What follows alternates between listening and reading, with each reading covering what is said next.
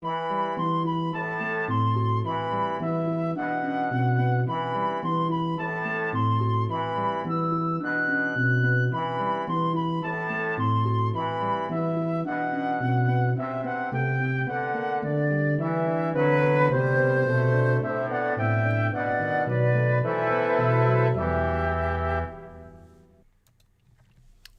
good evening, everybody. Welcome back to Exploring the Lord of the Rings. This is session number 204 as we continue with the chartering of the Fellowship of the Ring, or the Company of the Ring, really, as it is called, almost all the way through the text, as we were discussing last time. I'm excited to get back into things. I was a little blindsided by how much there was to talk about in that slide last time. We'll see if we can get through it all this time. But before, just a couple quick announcements. First, not sure exactly how quick. I shouldn't overpromise there. But first, Bay Moot is coming up. Our next regional moot in the San Francisco Bay Area is happening. Bay Moot is on the 6th of November. Go to signumuniversity.org/events and you will find the link to Bay Moot where you can find more information and register. The call for presentations, for proposals to present and stuff, closes next week, I think. So there's still time to propose to make a presentation. You can do a presentation either remotely or locally. I strongly urge you to get involved there. I am really looking forward to connecting with folks again out there in California. I haven't gotten to do that in a couple years now. So looking forward to getting back out to Berkeley, which is where the event is going to be held. Actually, same place where we held it 2 years back, last time we had it. So hope that many of you will be able to join us for that. I would look forward to seeing people, there physically, but the digital attendance has been really great. I've been extremely pleased with our hybrid moots so far, and I think it's been a really good experience both for the digital and the physical attendees. So far, that's been working really well, and I am very happy about that. So. Anyway, that's the first announcement. Second announcement is I just wanted to draw your attention to. Many of you may have seen our webathon this past weekend and listened to my State of the University address when I explained our SPACE program. SPACE being an acronym for Signum Portals to Adult Continuing Education, and it's pretty cool. I'm really excited about it. We've got a lot of really neat space modules planned. There is something for everybody, especially in the language and lit area, which of course, as you know, is Signum's central strength and focus.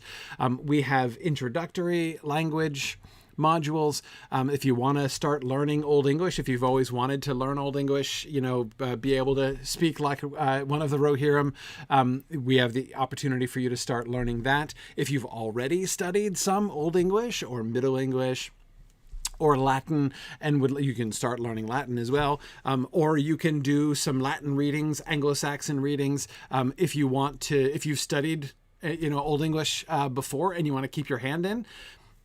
Sign up for one of our modules to read through the Old English Boethius or the Old English Judith and Exodus together. Really, really fun. So there's language stuff. You can learn Egyptian hieroglyphics. You can so many things. There's also fantasy lit stuff. We've got a class on, we've got a couple Tolkien classes, including, of course, a very timely module on the Father Christmas letters for December.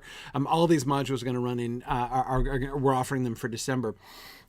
So we got several Tolkien ones. We've got some C.S. Lewis. We've got some Japanese anime. We've got an anime module. Bunches of things, plus like other non-fantasy literature and some other humanities, a survey of the history of the symphony, for instance, if you want to do some musical history. We've got creative writing, all kinds of things, several different flavors of creative writing workshop. So there's many things that folks can sign up for. And all of these modules are just 1 month long. And so you can, take them sequentially over a period of months, or you can just kind of bounce around. It's all pretty cool. And this is just the beginning. This is just kind of a soft launch here. There's a whole bunch more stuff that we have in mind. Not only just more individual modules, but more like whole categories of things that we're looking to open up there. So anyway, it's going to be super fun. So I encourage you to look into that. Go to signumuniversity.org/space, and you can find all the information on that. You can also go to our YouTube. If you didn't hear my State of the University address, where I walked through the space program pretty thoroughly to explain the whole process and how it works and everything, you can go to Signum University's YouTube channel and see about our continuing education program there. See about, you can find the State of the University address and hear more about that. Anyway, so it is, it's going to be awesome. I'm really excited. We have a whole bunch of people who have signed up already. Looking forward to a great first month. December is going to be our first month of space modules. So anyway, just wanted to draw your attention to that because that is our very exciting new program. All right. Let us jump back into the text here because we got halfway through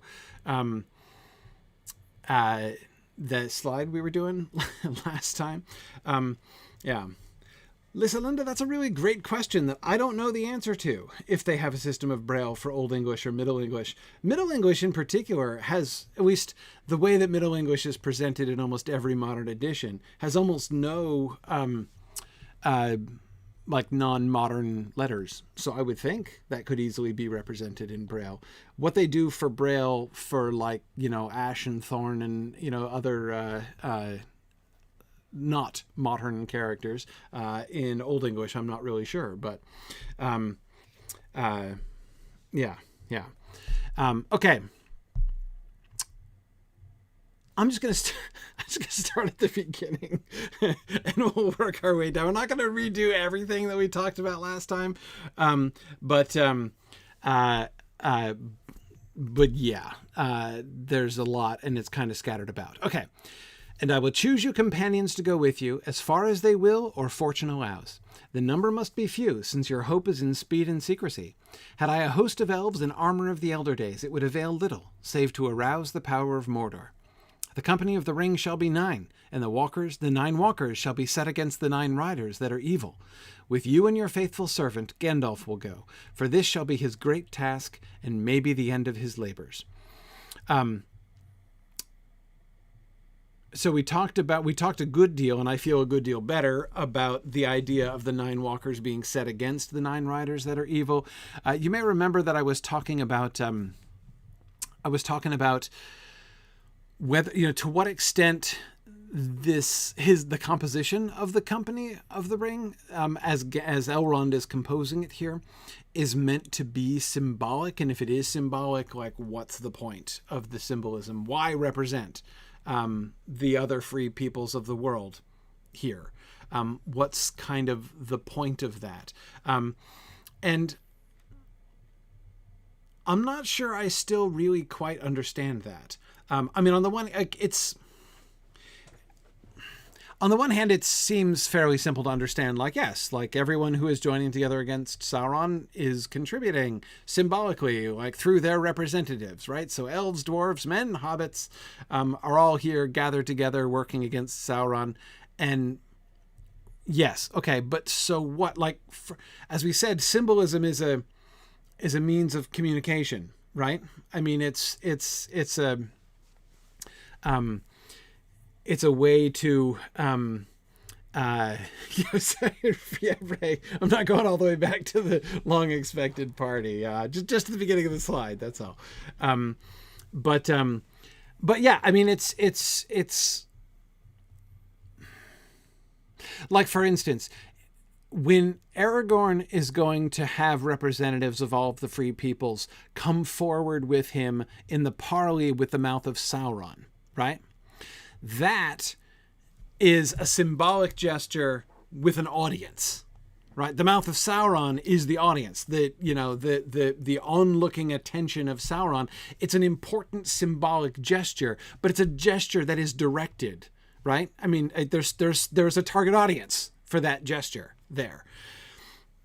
When you're putting together a secret task force, right, who's like the number one rule of the Company of the Ring is that nobody is supposed to know that they exist and who they are and where they're going. What's the point of having a symbolic, a symbolic composition? So that's why the mere symbolism of it doesn't seem like quite enough to me to justify this kind of representative conclusion, Yeah, Goob Jones, it reminds me a little bit too of baseball making all teams have a representative at the All-Star game. Kind of, but again, that has an audience, right? Very, very distinctly. As opposed to this, which is all kind of below the surface. Almaria, that's just what I'm trying to figure out. That there is power in symbols. I agree. What kind, though? That's just like, is it for their own sake, or not? Now, for Dauntless, that's the other thing that I was thinking of, that they're not just selecting random representatives. Fourth Dauntless says, but these are all folks who are called by fate to the council, right? And it seems, based on what we see in the second half of the slide, which we haven't totally finished talking about, is that he seems to be being guided further by fate, right? Not only just choosing people from among those who were called, though he did not call them, to the Council of Elrond, but those who are like headed in. So they've chosen a path that the Fellowship is going to tear, that the company, I should call them the company, right? That the company is going to take, on their way down, and they're choosing people who happen to be going that way, right? As we have already discussed. So that seems to be yet a second layer of like providential guidance here. But for Thomas, here's my issue. All right, my issue is the use of the word shall. It's possible that he is merely stating simple future tense here, right? For the rest, they shall represent the other free peoples of the world. Like that is perhaps when Elrond says that, a paraphrase would be, as it turns out, they're going to end up representing the other free peoples of the world, right? Like that's what Providence seems to have decreed, because we've got like an elf, a dwarf, and a couple men headed in your direction. So there we are, right? Looks like we're doing the free peoples of the world thing, right? It could be that that's what Elrond means, right?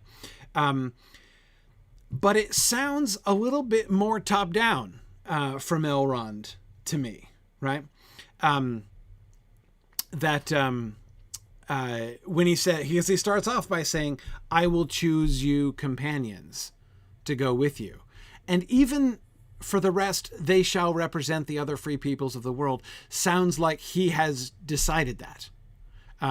And that seems followed up by the phrasing of the later sentences, right? They shall represent the other free peoples of the world, elves, dwarves, and men. Like, I've made up my mind. This is happening, right?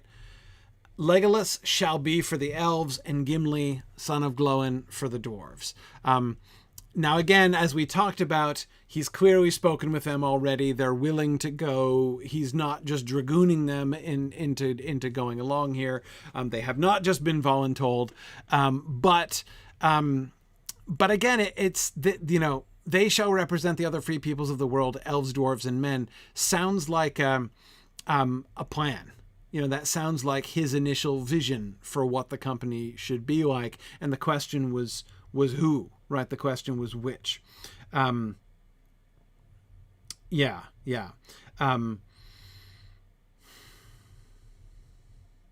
Yeah, stunned duck, I wonder. All the free peoples bear witness to the bearing of the ring.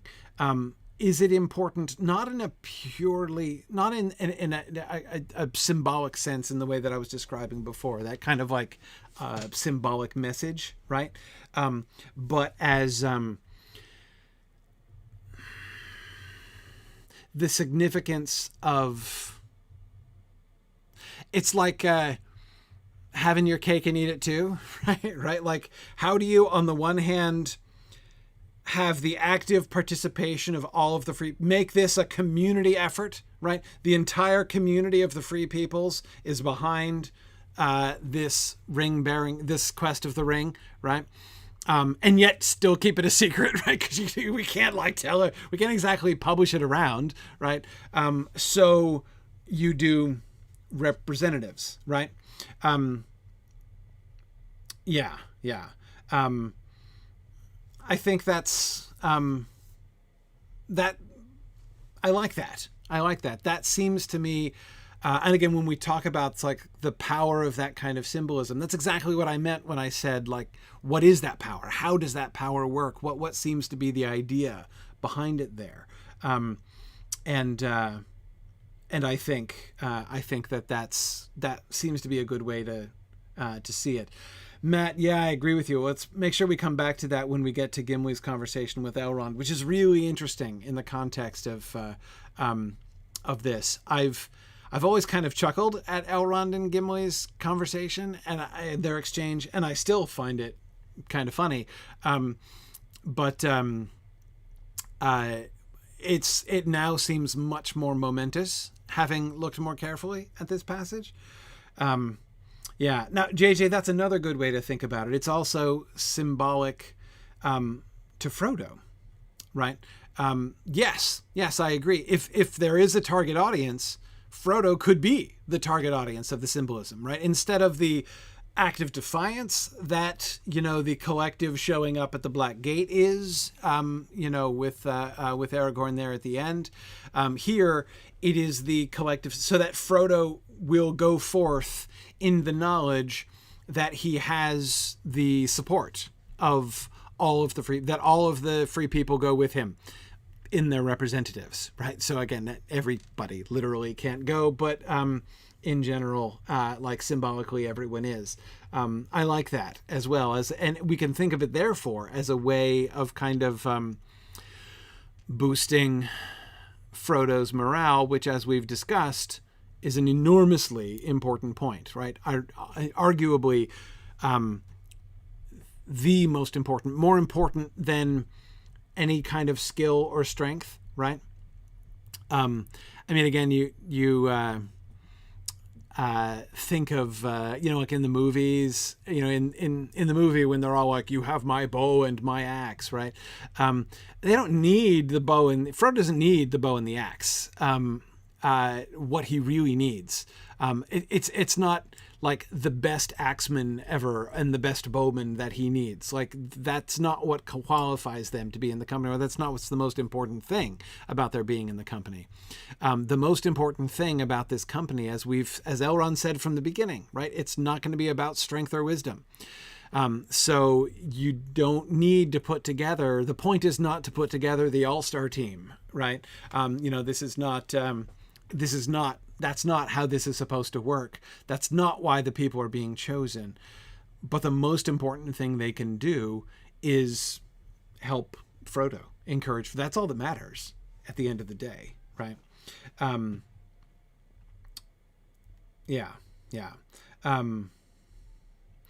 Interesting. Matt says, I think another thing we should consider is how long the free people are expected to bear witness and what they will bear witness to.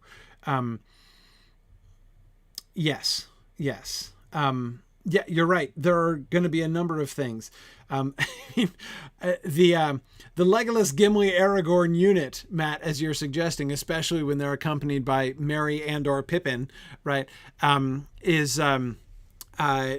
like a roving witness, right? For like, here comes the free peoples of the world, right?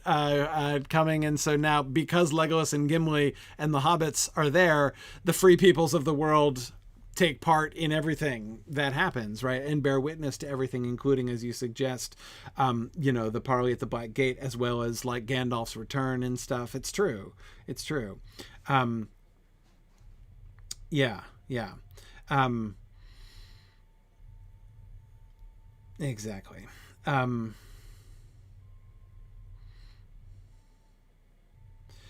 Yeah.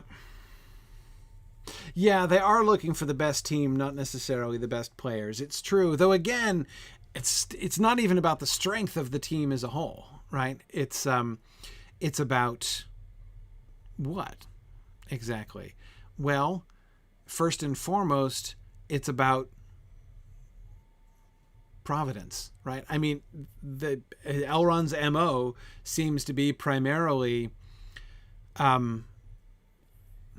attempt to pick up on what is supposed to happen and go along with it, right? That seems to be his primary plan. And so that's, I think, the number one consideration.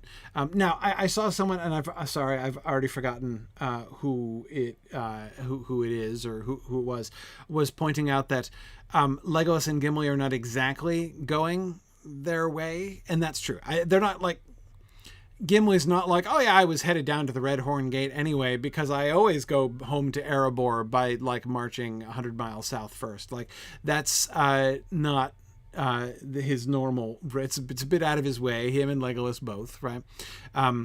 So yes, but this is why Elrond emphasizes they're willing to go at least to the passes of the mountains and maybe beyond, right? So it's clear that it may well be, like, obviously, if they are going to head home, if they're going to continue on their journey, namely to Erebor and to Mirkwood, they're going to have to split off from the rest of the company after they've crossed the Red Horn Gate, assuming everything goes according to plan, which probably will.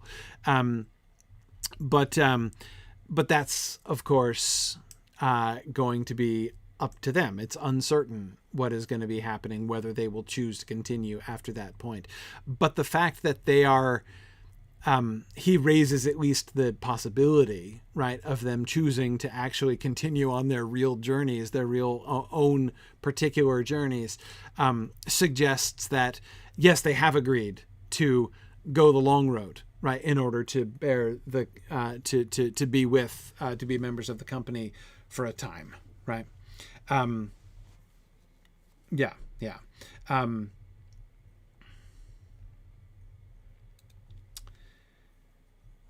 Yep. Okay, let's see. How did Gimli get to Rivendell? With Glóin, I assume, as part of the, the dwarvish party from Erebor who came as messengers from Dan. I assume that's where they would be.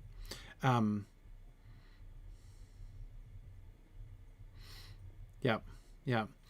I doubt it was a coincidence. Drasnik. Yeah, he just ran into his dad in Rivendell, right? Yeah. Oh, that's embarrassing. Yeah, I don't think so.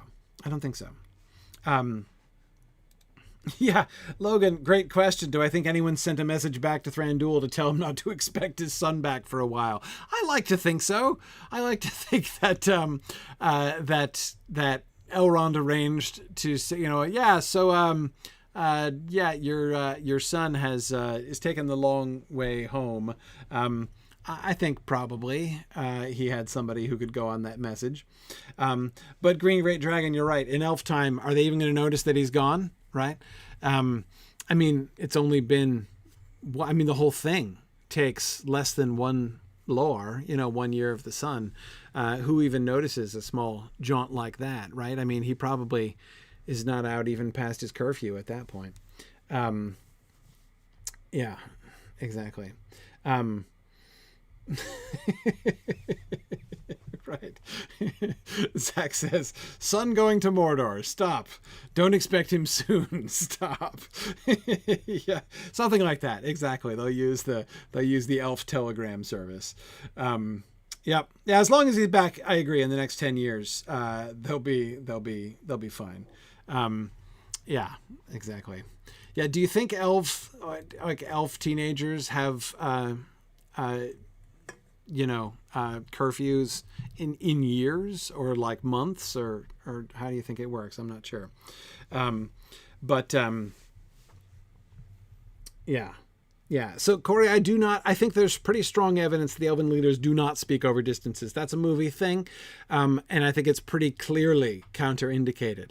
The very fact that Eladon and Elrohir among the scouts were sent on a great journey and went physically to Lothlorien, makes it fairly clear to me that Elrond cannot just telepathically communicate with Galadriel from where he is, not to mention the fact that he says that some of his messengers might not get there before they do, which presumably would not be true if he were communicating telepathically. So telepathic communication is possible among them.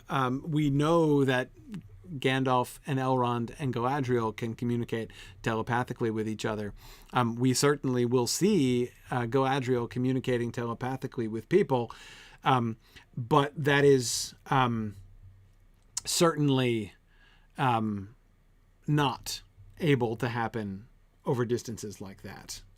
That is, I just from the evidence of what we've seen just in these last passages, it's very clear that that's not possible, or else they wouldn't be doing all the running around that they're actually doing.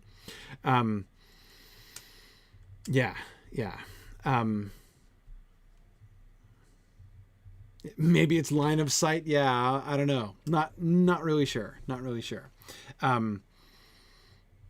Yeah, cool. Hey, awesome. Hero of Slime, welcome. Glad to have you with us. Okay, good. All right, what was the next thing I was going to say? Okay, we'd gotten to Aragorn, so that was good.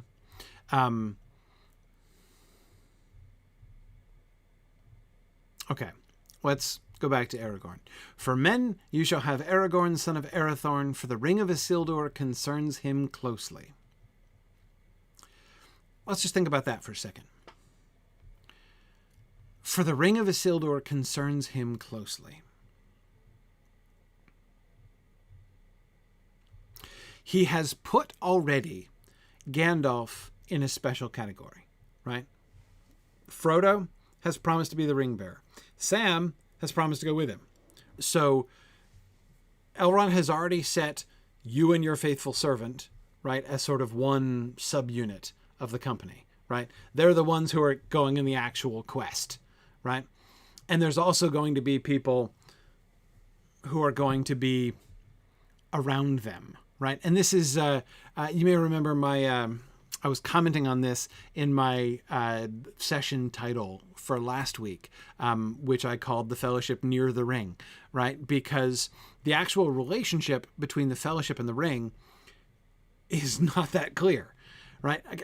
Frodo and Sam, they have, Frodo has promised, he did his I do, right, with being the ring bearer. And Sam has already promised that he's going to go with him. Gandalf is put into a special category. With you and your faithful servant, Gandalf will go. For this shall be his great task, and maybe the end of his labors. So that seems to be, this shall be his great task, seems to me the most emphatic statement that Elrond makes about the whole fate thing, right? Like, who is fated to be here? Like, who's, Providence is pointing in the direction of, who is going. Gandalf, clearly, right? This task is set for him. This is his great task. This is like completely right in the heart of Gandalf's job description, right? And as I suggested, this sort of, to me, implies a kind of promotion, right? He is the interim White Wizard at this point. And it could be the end of his labors. I mean, this is a big deal for Gandalf. Gimli and Legolas are headed your way at least as far as the passes of the mountains. Notice there is no connection between them and the ring, right? That is, they have no, they are not, they're not part of the quest to Mordor. right? They're not even expected to go more than halfway. Or, is it even halfway? I'm trying to picture them. Wait, hang on. I left the map here. Let's answer this important question. Yeah. Well, no. Less than halfway. If they turn away in Dimrill Dale and head off in a different direction, it's like a third of the way, maybe. Right? So, okay, yeah. They go a third of the way. So they have no relationship with the ring, right? We talked about Sam's potential relationship with the ring. That is, he seems to be from the beginning like the auxiliary backup ring bearer, right? If there is one person in the room who might possibly even be better qualified than Frodo to do this job, it would be Sam, right? So Sam's the auxiliary backup ring bearer. Gandalf, this is his great task and maybe the end of his labors. Legolas and Gimli, escorts for a third of the trip, maybe, but it's important for symbolic reasons that they attend. But then there's Aragorn. And Aragorn also is put into this special category, for the Ring of Isildur concerns him closely. He also, at the beginning, Elrond does not say, when Elrond introduced, he says Legolas should be for the elves and Gimli for the dwarves. His only word of explanation about their inclusion is they are willing to go at least to the passes of the mountains. In other words, they're headed in your general direction, willing to go a little bit out of their way in order to keep you company, and it's important for the symbolism, so they're in, right? But Aragorn, now I know he is going to be, he's going to explain by the end of this slide that he is also going their way, right? He is also heading in the same direction as it happens. But that is not the important thing is that that's not how Elrond introduces it. He doesn't say, there are also, fortunately, two men who are also headed south in exactly the same direction. So they'll tag along also. One of them happens to be Aragorn, whom you've already met, right? That's not how he introduces this. He says, for men you shall have Aragorn, son of Aerothorn, for the Ring of Isildur concerns him closely. Right? This is he is the first one who is explicitly connected to the ring. So if there's a company of the ring, Aragorn is like number 3. Now again, Gandalf, this shall be his great task and maybe the end of his labors. It's a really big deal, right? But his connection is with Sauron, right? As he is going to say later on, I was the enemy of Sauron, right? That's his job. So yeah, this concerns him closely as well, but that's, again, not what Elrond says. He doesn't say, even of Gandalf, that the Ring of Isildur concerns him closely. Sauron concerns him closely. The effort to thwart and defeat Sauron is his job. And so therefore, this is, exactly up his street. Now, Lupita, what a great question. Hang on, let's talk about this. If it was Gandalf's job description, why before did he say he might go? Great question, Lupita. My answer is, when he said that before, he hadn't talked to Elrond about it. Remember, he said he was going to go talk to Elrond right afterwards, like he needed to go talk to Elrond. So I, honestly, I take that as his deference to Elrond, basically. I mean, it might seem like a no-brainer that he should be going along accompanying Frodo, right? And so that's why he tells him that he might come with him, right? And I don't think he would have said it if he thought he was just taking a flyer on it, right? I mean, I think when he says, I might come, and then says, you mustn't count on anything yet, he wouldn't have said it at all if he weren't pretty sure, that it was likely that he was going to end up going. But I think he was deferring to Elrond, preparing to defer to Elrond, in case Elrond had some other idea or suggestion. I think that it's one of the things that Elrond, like, I don't think it's just an authority thing. I don't think that, Gandalf is merely saying, yeah, but dude, I'm not the boss, right? Like, we got to talk to the big guy and see what he says. I don't think that he is only saying that. I think that he is basically, this is the thing. I'm pretty convinced that this is pretty much Elrond's bag, right? One of the reasons that he said in the previous slide, that he can see very little of their road, and does that whole foreseeing thing, or, talks about his foreseeing and indeed the limitations of his foreseeing in this case, is because this is like, that's his normal thing. That's what he does. That's why people come to him for counsel, right? Who are you going to ask for counsel? Like, maybe the person who, if you could find somebody who is really in touch, with the music of the Ainur and had a pretty good sense what direction history was moving in, and knew, could tell you how, like, where things are going and what should probably happen next, that would be a useful person to get advice from, don't you think? Right? So I think that that this is his. So there's a reason that Gandalf is submitting to him, because this is what he does. Elrond, this is what Elrond does. And Gandalf knows this is what Elrond does. But I think, Drow-Snake, that's a really good point there too. That Gandalf being too eager to accompany the One Ring would be suspicious. It is possible that Gandalf does not trust himself. We know he's concerned, right? He does not want to be tempted to take the ring.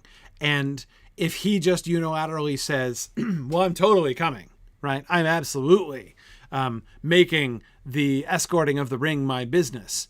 That's a bad look. So for him to submit to Elrond, not just because I believe, legitimately thinks that Elrond is likely to know best, because again, this is Elrond's bag. But also because you don't want somebody who wants to be there shouldn't be there, right? Somebody who's like, yeah, no, I want to go along with the ring, right? But keep me as close to the ring as possible, right? Absolutely. Yeah. Like, you don't want that person along. And Gandalf knows that, right? So, yeah, and I wonder, Ambrosius says, do we think Elrond had to persuade Gandalf to go? No, I don't think so. No, I don't think so. Now, Gorfaroth, Sam wants to go.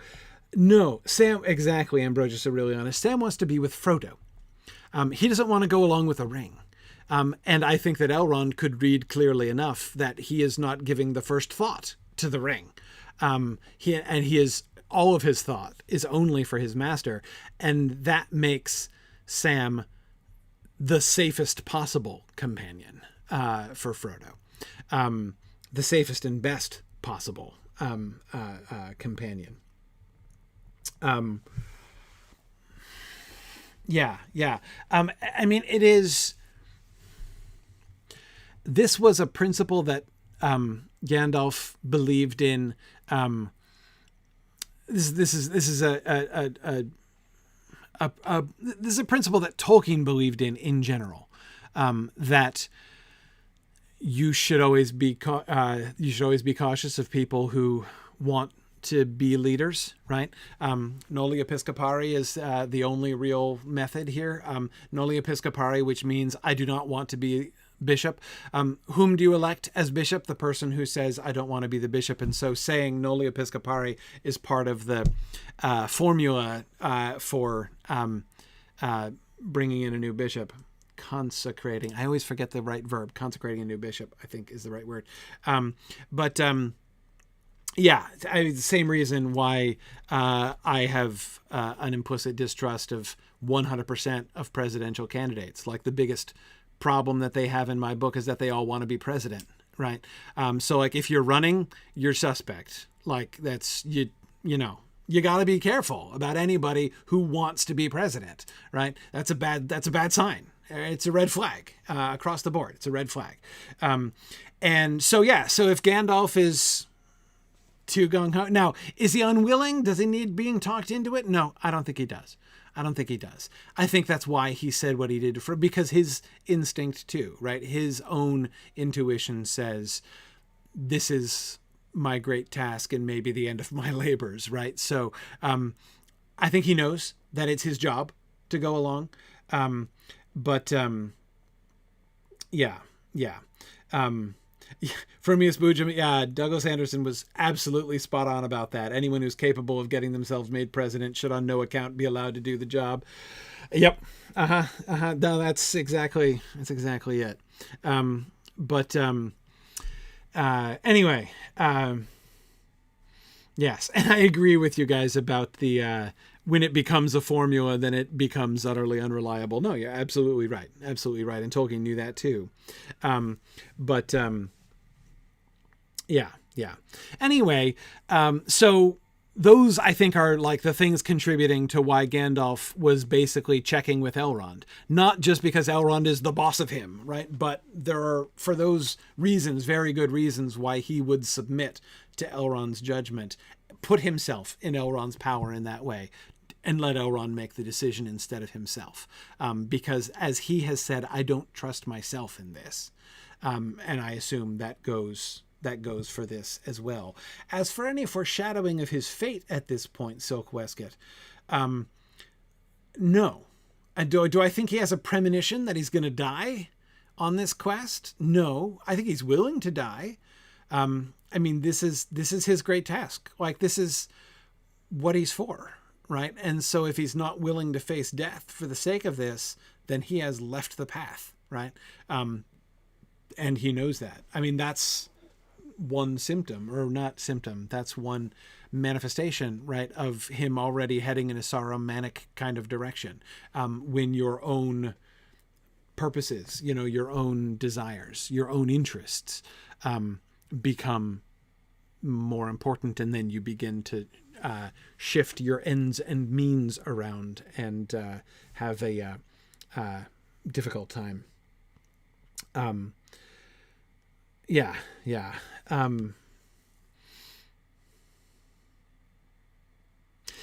I agree, Fourth Dauntless. Book Gandalf does not appear to be foresighted about this. Aragorn is, right? Aragorn does seem to have more foresight than Gandalf does. Yes, I agree.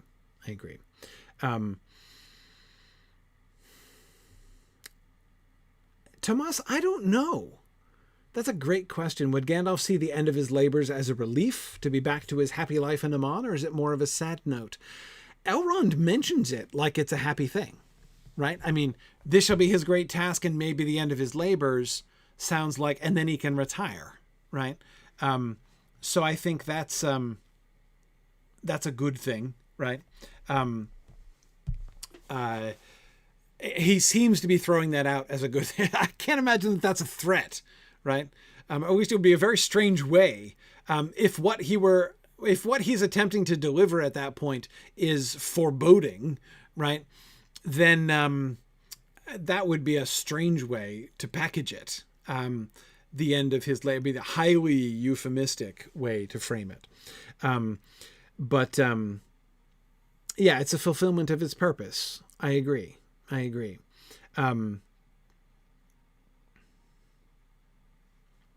So yeah, I mean, I could agree that it's both attractive and sad. I mean, that makes a lot of sense. Yeah. I'm not going to get too far into, I'm not going to get too far ahead of ourselves here and think too much more about Aragorn's foresight or about Gandalf's, reaction when he sees the Balrog and stuff, or his response to, we'll get there. We're almost there, right? We're in like the same chapter. That's just later in this same chapter, that conversation between Aragorn and Gandalf, right? So it's all, or maybe it's next chapter, but still, we're very close to it. So we'll get there real soon. But anyway, back to Aragorn. Got drawn back into Gandalf here. For Aragorn, Elrond sets him up very differently. For men you shall have Aragorn, son of Aerothorn, for the ring of Isildur concerns him closely. First off, let's emphasize the title, right? You shall have Aragorn, son of Aerothorn. Now, if there's anybody in the room who could be introduced in one of a half dozen ways, it's Aragorn, right? I think he's got the most names and titles of anybody in the room. At least, okay, Gandalf has a lot too, but we don't know that yet. As far as people who have been referred to in many different ways. And if you think about the significance of like who he is, right? He wears a lot of different hats. And so which hat, right, is Aragorn wearing here, you know, when he introduces him? Aragorn, son of Aerothorn. And in some ways, the hat with wings. Yeah, he is eventually going to get a hat with wings. But I'm not sure. Aragorn, son of Aerothorn doesn't exactly say winged hat to me. I mean, yeah, I mean, it's not like it's not relevant to him. But if he really wanted to go full winged hat here, right, and invite everybody to imagine him wearing the crown helm of Gondor here, he would say something like, "You shall have Aragorn, heir of Elendil," right, or Aragorn, the heir of Isildur. Now that would be merely repetitive because he then is going to say, "For the ring of Isildur concerns him closely," right? But the son of Aragorn the son of Aerothorn, emphasizes his direct lineage, right? Aragorn, son of Aerothorn, is the chieftain of the Dunedain, right? Yeah, it does mean something if you're a Dunedain. Exactly. Now you are getting Aragorn, son of Aerothorn, rather than Strider the Vagabond, despite what Frodo was just about to say, right? But he is being introduced as a ranger, I think. I don't think this is a kingly title. It's an important title. It's a leadership title. That's his title. Aragorn, son of Aerothorn, is emphasizing his role as chieftain of the Dunedain, right? One of the rangers. It does emphasize his lineage, but again, who's Aerothorn? That wouldn't have helped very much down in Gondor, right? And if down in Gondor you're trying to figure out who Aragorn is, and you're like, oh, he's Aragorn, son of Aerothorn, everyone's going to be like, oh, well, that helps, right? Obscure ranger, son of more obscure ranger, doesn't do me much good, right? Again, it will in the north. It will among the Dunedain, but it won't in the south. It will mean nothing in Gondor. It points directly, I mean, if you draw a line from Aragorn to Aerothorn and on back, yeah. But again, that's not what it seems to me that he emphasizes here. But he does add, for the ring of Isildur concerns him closely, right? I don't see in that sentence the kind of explicit invocation of Aragorn's kingship or his future kingship or his rightful kingship as I would expect, because I don't see it in either half. I mean, he mentions Isildur, which is relevant, right? But again, he could call him the heir of Isildur, but he doesn't call him that. He calls him the son of Aerothorn and then only says that Isildur's ring concerns him closely, right? He's connected to the ring, which, of course, as I was suggesting before, is important because he's the only one, the first one here, who's explicitly connected to the ring at all directly, other than Frodo, right? Again, Sam indirectly as the auxiliary backup ring bearer, but he's there not because he's connected to the ring. He's there because he's connected to Frodo. Gandalf is there because he's connected to Sauron. Legolas and Gimli are there because they're going in the same general direction. Aragorn is there because the Ring of Isildur concerns him closely. He is involved in the ultimate fate of the ring. Fourth Dauntless, that's exactly what I was thinking. He's involved in the company not in his capacity as heir apparent, but as the long descendant of the guy who failed to destroy it the last time around. Remember, that's what he himself says. He says, since it seemed fit that Isildur's heir should labor to, what's the verb that he uses? It's not amend Isildur's fault. What's the verb? Repair? Repair. Thank you. Should labor to repair Isildur's fault. He sees that responsibility, right? Isildur screwed up. Isildur should have destroyed it, and he didn't. Isildur succumbed to the ring, as we can read in his own handwriting. Well, reading between the lines of his own handwriting anyway. Exactly, Green Great Dragon. He's the heir apparent. That's exactly right. The heir apparent. Okay. That's pretty good. That's pretty good. That works just beautifully. Yes. He's the ranger, the chieftain of the Dunedain, Aragorn, son of Aerothorn, and the Ring of Isildur concerns him closely. He has unfinished business involving the ring, and he himself perceives his role. And remember, when he said that line I was just quoting about repairing Isildur's fault, was from during the council when he was explaining going on the trip with Gandalf, right?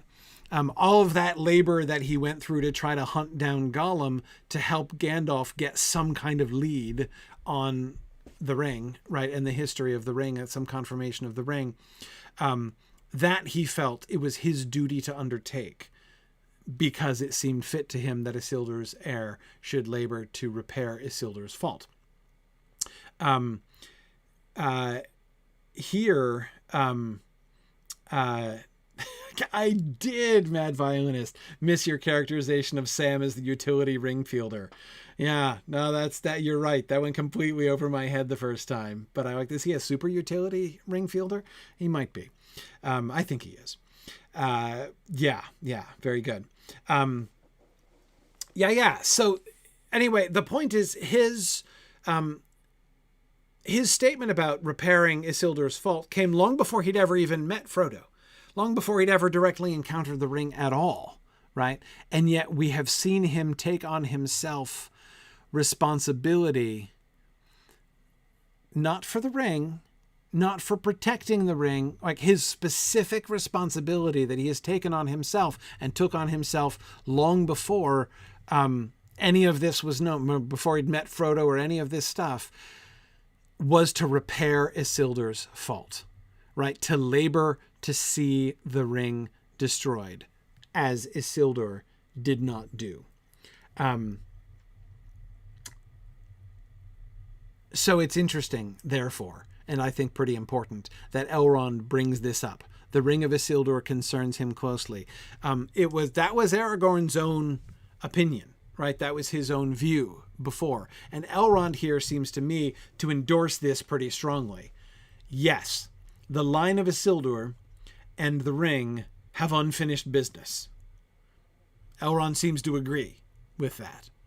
And therefore it is fit, it is important even, that Aragorn, son of Aerothorn, Ranger of the North, Chieftain of the Dunedain, shall go. The more I think about it, the more I think that the lack of kingly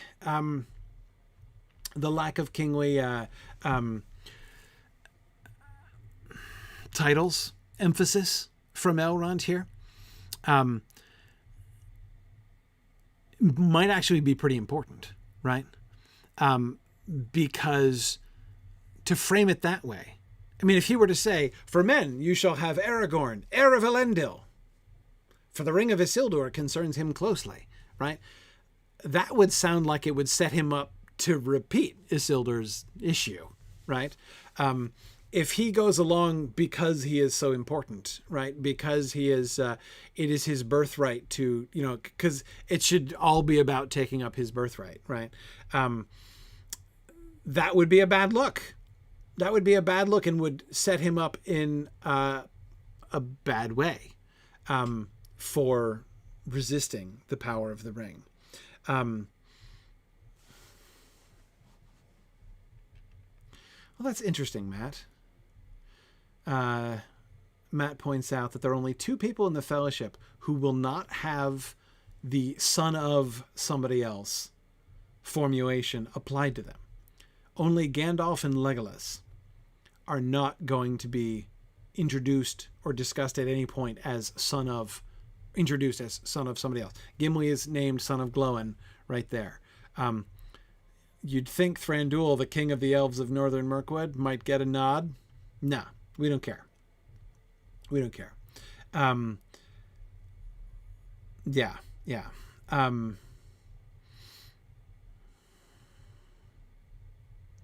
That's interesting.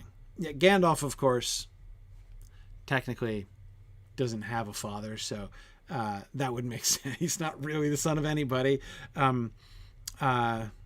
Yeah, I don't know what to do with that either, Matt, but that is interesting. Yeah, good.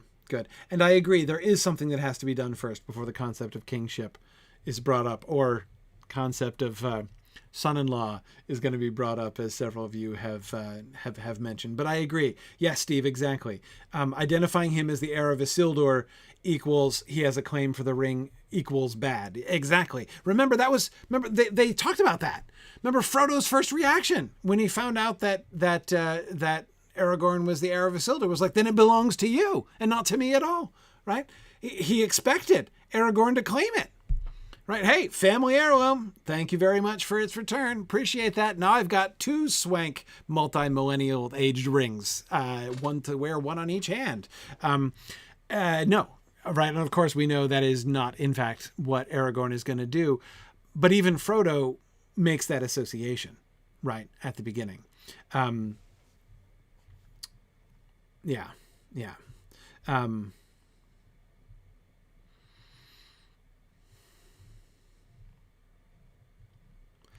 Yeah, exactly. So yeah, I do think it's important that he's not being introduced.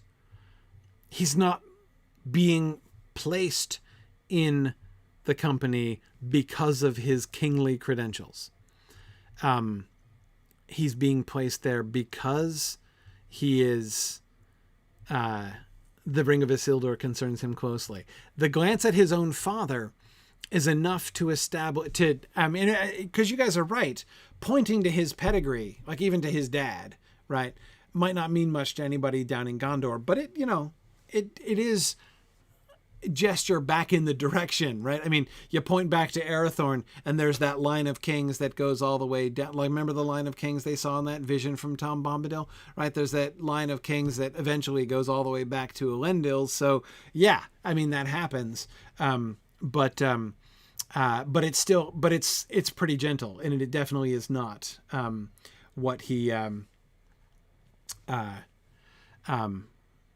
what he's pointing to. Okay, Nancy, I'm done dodging that now. Elrond's characterization of the ring as the Ring of Isildur. Now, what do we think that means? I will start by saying I do not believe that in doing that, Elrond is saying, let me make it clear. This ring belongs to Isildur, right? It was Isildur who has that. Could somebody look that up? Could somebody do a quick search in the e-text and tell me, does the phrase Ring of Isildur occur anywhere else in the Lord of the Rings? Because I don't think so. Lady Lakata is wondering if Elrond is being sarcastic. Not exactly sarcastic. Yeah, it's called Isildur's Bane, but that's not the same. Right? Ring of Isildur is the phrase that I want. Does that occur anywhere else? Isildur's Bane, of course, is a really interesting callback to it, in a sense, right?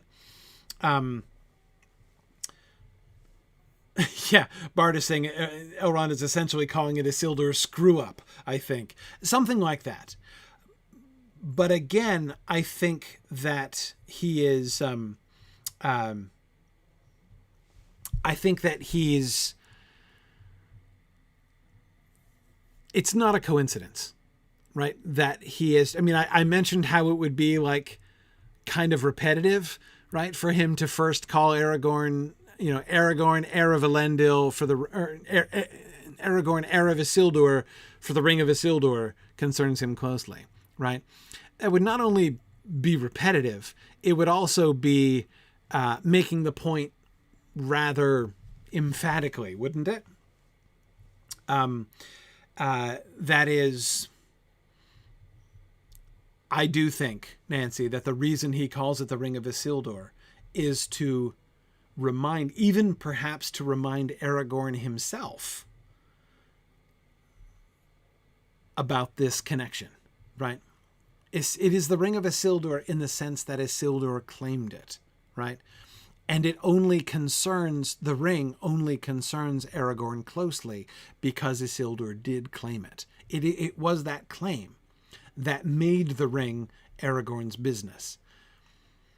Not because as Isildur's heir, he has claim to it as Frodo assumed, but because he needs to repair that fault, right? So he is himself, Elrond seems to me to be himself recalling, very gently, recalling the fault of Isildur in the same sentence that he is saying it concerns him closely. Now that phrase is pretty vague, concerns him closely, but I will not say in what way, right? I'm not going to specify how the ring concerns Aragorn, but by calling it the Ring of Isildur, he implies it pretty heavily. It concerns him in just the way that he thought it did before. Because as the Ring of Isildur, it's time for him to try to repair Isildur's fault. Now, of course, in the movies, they did, and I didn't hate this, of course, and it comes off very powerfully at the end of the Fellowship of the Ring. The ways in which we have like the primary drama with movie Aragorn is that he is going to resist the temptation that Isildur fell prey to, right? And show that he is going to not walk in Isildur's footsteps. And that's nice. I mean, that story worked real well. That was very powerful. And of course, in a sense, that's certainly true, right?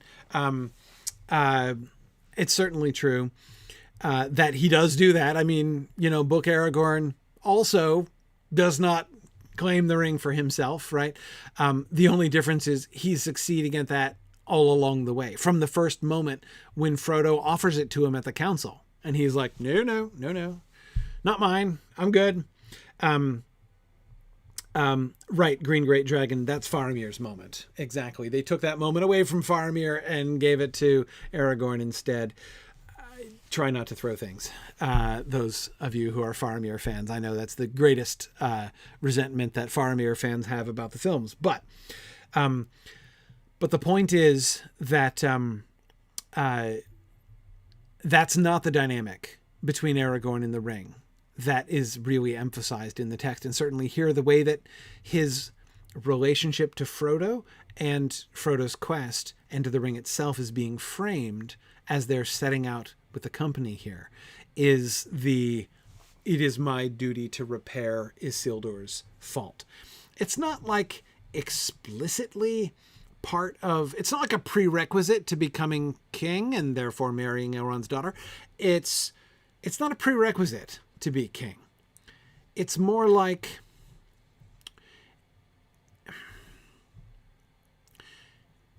Aragorn doesn't just want to claim the kingship, right?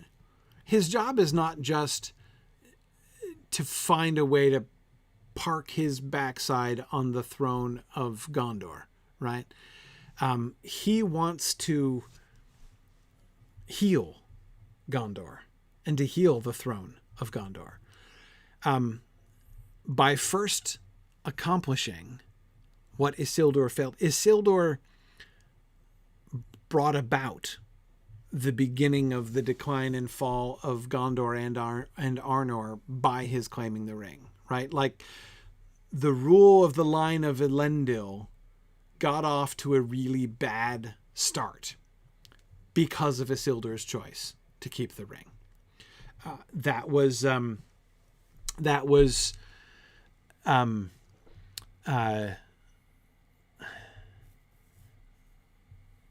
it doesn't mean that everything that happens afterwards is awful. It's just that, like, that was a bad way to start that whole thing, right? Aragorn doesn't just want to, he doesn't just want to pick the kingship back up where it left off, right? He's the second founder. He is Isildur and Elendil come again, right? Yeah, Dollar Stroke, you're right. Picking up on something that Ray Burns had been saying. Ray Burns was thinking about Beren being sent to, cut a Silmaril out of the Iron Crown before he could have Luthien. And Dolores Stroke is pointing out that, Beren's dowry act was to go get jewelry while Aragorn was being asked to destroy jewelry. Yeah.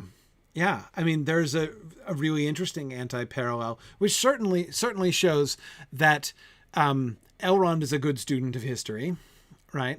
I mean, he's not going to repeat the mistake of his great-grandfather? Great-grandfather. Pretty sure that's right. Tor Marthin agreed. It's all about the do-overs, right? It's all about the do-overs. Mad Violinist, I was thinking that exact same line. Beren went to find a treasure, there and back again. Aragorn goes to lose one and never return. Except I think when it comes to there and back again and never returning, I think that Aragorn, not Beren, gets the better end of that side, right? Even though the losing and the finding works. Green Great Dragon was thinking the same thing. Yeah, no, that's exactly the quote I had in my head when we were talking about that. I love that. I love that parallel. It's like it's like Bilbo and Frodo, the anti-parallel between Bilbo and Frodo's quests writ large in epic terms, right? With Beren and Aragorn there. That's pretty cool. Nancy points out that Elrond didn't have his wife there to provide advice for him to ignore. Do you think that was an advantage for him? I don't know. And you're right, Almaria. Aragorn gets to keep both of his hands too, and to live the rest of his life with a girl. Yeah, well, technically, I guess so did Beren. It just wasn't very long. Anyway, never mind. Yeah, so in this way, in this whole, like, I'm gonna the line of Elendil is gonna go out and come back in again, right? We're not just gonna renew the kingship. We're going to reboot the kingship of Gondor, right? And in order to do that, it is all about repairing Isildur's fault. So in that sense, that this sentence is very indirectly about the kingship, but only very indirectly, I think. Okay. All right. So then Frodo says, Strider. Yes, he said with a smile, I ask leave once again to be your companion, Frodo. I would have begged you to come. So I spoke very briefly at the end of last time that we have here a delightful sort of recapitulation of the scene at Bree, right? Frodo, by paraphrasing, right? Aragorn, son of Aerothorn, and he paraphrases that as Strider. His reaction is just, the name that he originally knew for him, right? How he got to know Strider. So it's on the one hand a very personal response, but at the same time it also seems a pretty apt parallel. Aragorn, son of Aerothorn. Strider, yeah, the ranger guy, the disreputable looking ranger guy. Yes, that's the one whom you shall have for men in the company of the ring, right? So it seems fitting in that way too. But I love the self-conscious recapitulation, right? His perception of the irony of the parallel. I ask leave once again to be your companion. Having forced himself upon Frodo the first time, right? And against Frodo's better judgment, right? Compelling Frodo to agree to let this, skeezy stranger dude come along with them into the wild far from help. Recognizing that he's in a similar position now, and yet things have changed. I love his smile here and his allusion to that. He might not get hobbitry very well. I still think Aragorn's not good at it. He does not have Gandalf's flair for abusive badinage, but this is pretty good, right? I mean, he certainly is. He doesn't get hobbitry, but he's not just stiff, right? He's not just stiff. Yeah.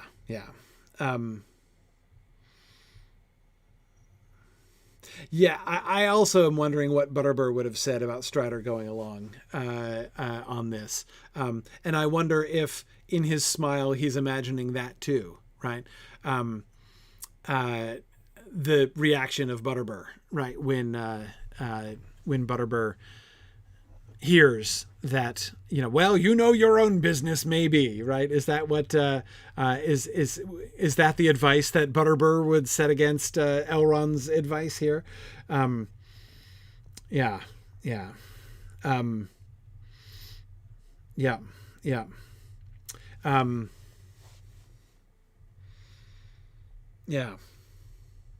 Yes, I love that. I love that touch there and the way that it evokes that whole situation, reminding how far we have come in the story from and that was not many. What was it?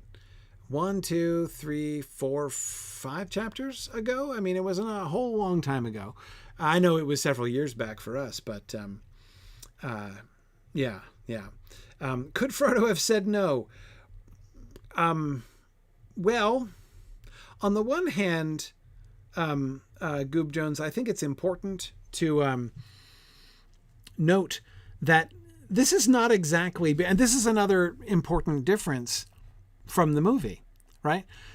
Frodo is the center of all of the volunteering, right, that happens in the movies. Again, wonderful scene. It works very well. All that you have my bow and you have my axe thing, right? They're all pledging themselves to Frodo personally, including the wonderful montage moment, right? When Gandalf comes up and says his speech from Shadow of the Past, and then Strider comes up and says his speech from the Strider poem, and all that stuff.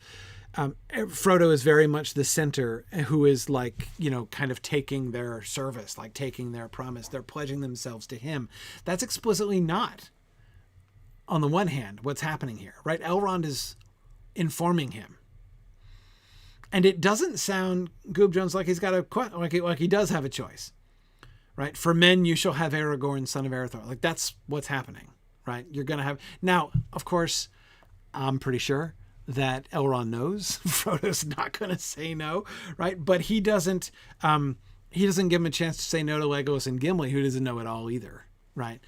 So again, Frodo's not being given a choice. They're not pledging themselves to him. Gimli and Legolas certainly haven't pledged themselves to him. Now Strider already has, right? He's already told him that thing that gets moved to Rivendell in the movie, right? If by my life or death I may save you, I shall, right? He's already said that. So he's already pledged himself to help and protect Frodo. But that's not kind of what's happening here.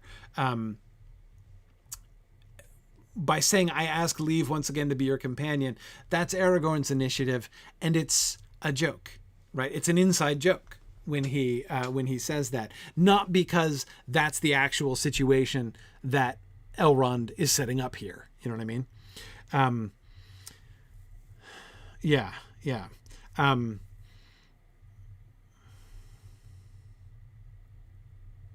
Good. Yeah, Matt, you're right. Frodo has been warned by Gandalf earlier that companions will be chosen, not that he will choose his companions. Yeah, exactly. This sense of Elrond as appointer of companions, which he himself, Elrond himself, seems to embrace there from the start. That, yeah, I agree. That is legit. And of course, Frodo's response, "I would have begged you to come," is, friendly and charming and delightful. Why hasn't he begged him to come? Only I thought you were going to Minas Tirith with Boromir. Okay, so he thought Aragorn was going to Minas Tirith with Boromir. So sometime in the gap of time between the council and now, Aragorn has had conversation with Frodo and Bilbo and the others, and clearly, apparently, communicated to them that he was going to return to Minas Tirith with Boromir. Presumably, as he is going to explain later on, Aragorn interprets the dream as a summons, right? Remember, the command that was laid upon them being Faramir and very secondarily Boromir, primarily Faramir and very secondarily Boromir, the charge that was laid upon them was seek for the sword that was broken. That's the imperative mood, right? Everything else is explaining the context, right?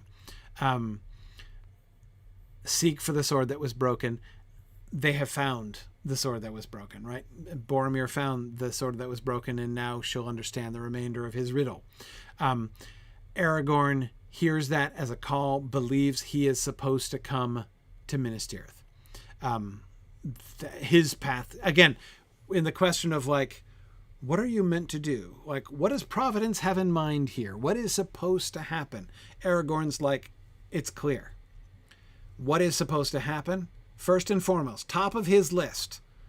Apparently, I'm supposed to go to Gondor, right? I've been summoned to Minas Tirith by a prophetic dream. So I'm going to run with that, right? I'm going to run with that. He does, right? Now, he does say I shall go to Minas Tirith, right, at the end of his speech, right? Yeah, he does. So they don't have to have discussed it in between. And I guess they wouldn't have had all that much time anyway, because he was away with the scouts. Though I don't know that he was necessarily away with the scouts all the time. So Frodo has understood it from the council. You're right. I thought you were going to Minas Tirith with Boromir. I am, said Aragorn, and the sword that was broken shall be reforged ere I set out to war. So he's commenting on that. You're not wrong, Frodo. Yes, my job is to go to Minas Tirith with Boromir and bring the sword that was broken, because it's time. So he's got double certainty that the time has come to reforge the sword that was broken, right? First, it's been spoken among the heirs of Isildur in the north that the sword that was broken would be reforged when Isildur's bane was found, right? But in case that tradition among them was not enough, they get the prophetic vision, right? It was the sword that was broken. Why should we seek a broken sword? Remember, was the question that Boromir was asking. And this is the answer, because it shall no longer be a broken sword. And so therefore, seek for the sword that was broken is not only a summons to Aragorn himself, that he should come to Minas Tirith, but it is also a clear prompt that the time has come, and the sword that was broken, hyphenated as because it's a single concept, right? The sword that was broken shall be reforged ere I set out to war. Yep, that's happening. Sword that was broken is being reforged. The sword of Elendil is going forth to war. All that stuff that we talked about in the council about the way in which he is going to be recapitulating Elendil and his march to the not the War of Wrath, to the War of the Last Alliance, right? His willingness to fight Sauron and to sacrifice his life if need be in the fight against Sauron, in the overthrowing of Sauron. All those things that, as we discussed, are tied up with the concept of the sword that was broken. This is all coming about. This is all being triggered here, right? So he has two connections, right? He has two jobs. Aragorn has two jobs. On the one hand, he is the heir of Elendil. He is reforging the sword that was broken. He is setting out to war, like Elendil set out to war. So one job, repeat the Last Alliance, kind of, in some sense, right? Be Elendil Mark II, reestablishing the kingship, reestablishing the kingship and bringing the battle to Sauron, right?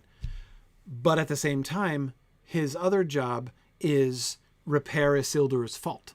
He is also the heir of Isildur and is therefore closely concerned with the fate of the ring in order to be the heir reparent of Isildur. Still love that.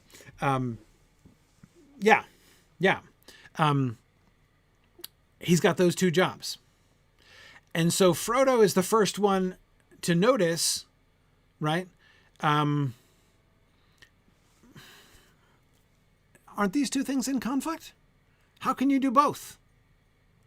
How can you both ask leave to be my companion, like come with me to Mordor, and also go to Minas Tirith with Boromir? Also fulfill the call of the dream, right? And notice Aragorn's response to this. He doesn't respond to this. I am going to Minas Tirith with Boromir. Yep, and the sword that was broken shall be reforged ere I set out to war, but your road and our road lie together for many hundreds of miles. I'm going your way too. And again, unlike Legolas and Gimli, who might only go a third of the way down to the pass right here, he's going to go like 90% of the way-ish, right?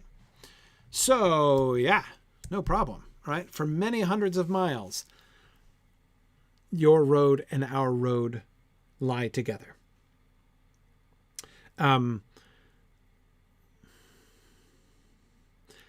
That doesn't solve the problem at all, right? That doesn't reconcile his two jobs, to be the heir of Elendil and to be the heir of Isildur. We can already see, if we're paying close attention, that Aragorn's going to come to a sticky decision point here. He can't do both. He can't. Unless, as you're suggesting, Chele on YouTube, the Fellowship is like a very, very miniature version of the Last Alliance, right? I mean, it is representing the other free peoples of the world, like the army of the Last Alliance did. So it's a very microcosmic version, right, of the Last Alliance in a sense. So yeah, I mean, I guess in that way he could kind of do both, but no, not and go to Minas Tirith, right? Not and present himself at Minas Tirith for, whatever would be, going on. Yeah, so I agree. He's going to be kicking the can for a long time, Praise. Absolutely. Yeah, he's going to kick the can for quite some time on his way down towards Gondor. And we will see him divided in his mind about what he's supposed to until the beginning of the Two Towers, right? That's when his path will become clearer to him. But he is a valiant man. Right. Now, I agree with you, Mad Violinist. We'll talk about this when we get there. Things change for him after Moria, after he becomes the leader of the company. But remember, the Ring of Isildur concerns him closely. The requirement or the need, or the desire even, to repair Isildur's fault is going to be there, right? It's still going to be an issue. But, so plus Boromir is apparently going to be his +1, right? Therefore, Boromir will also be in the company. He is a valiant man. Okay, couple things here. We don't get Elrond introducing Boromir. I don't want to read too much into that because it just comes up in conversation, and presumably Aragorn has run this past Elrond. Elrond is not surprised by this declaration, I'm sure. I'm not suggesting that, but what I'm saying is we don't get to hear Elrond do it, and I would have been interested. How does he introduce him? How does he talk about it? Right? We were looking at how he introduces Legolas and Gimli and Aragorn. I would have been really interested. I kind of wish that Aragorn hadn't, jumped in there, right? Blood the Inspirer, I don't see any evidence that Boromir is in the room. I don't think so.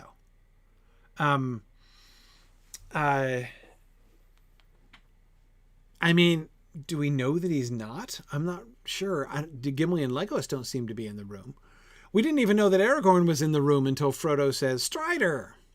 And Strider answers, right? Yeah.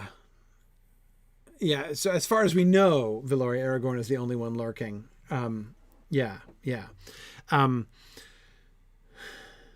So...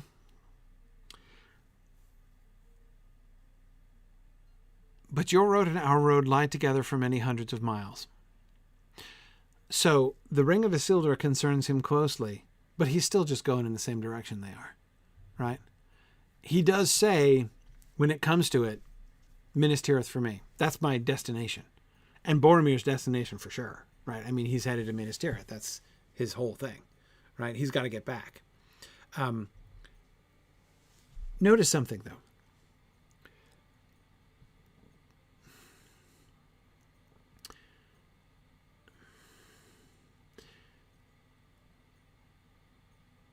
Boromir has waited for months.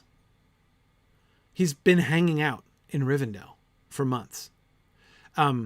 If he had a journey of 110 days, maybe he could shave a few days off on it going home because at least he knows where Minas Tirith is, right? So it's still going to take him a long time, but let's say, he's able to shave some of the time. He could be like 2/3 of the way home by now, right? If he had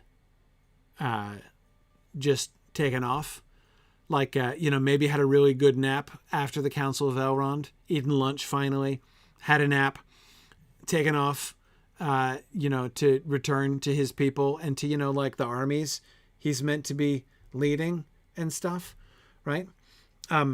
He's had time to hit the road and get home a heck of a lot sooner. The fact that he has not done so suggests to me that he has volunteered for this, right? That he has volunteered. You're right, he doesn't have a horse this time. But so it might be longer than 110 days, you're thinking? Anyway, yeah, I think that he is... We get very little about Boromir here, right? JJ says, I think Boromir wants to be a part of the action, not a mere messenger. Possibly. Maybe he took part in the scouting activities. It's possible. But again, that doesn't answer the question. That's just another way of stating it. Like, why? Right? This is not his deal. This is not his... He's done his job. He's gotten his information. Now, maybe he's waiting to go with Aragorn, right? Aragorn's waiting for the ring. He's waiting for Aragorn. Maybe he feels like he's got to return with the sword that was broken. Okay, perhaps so.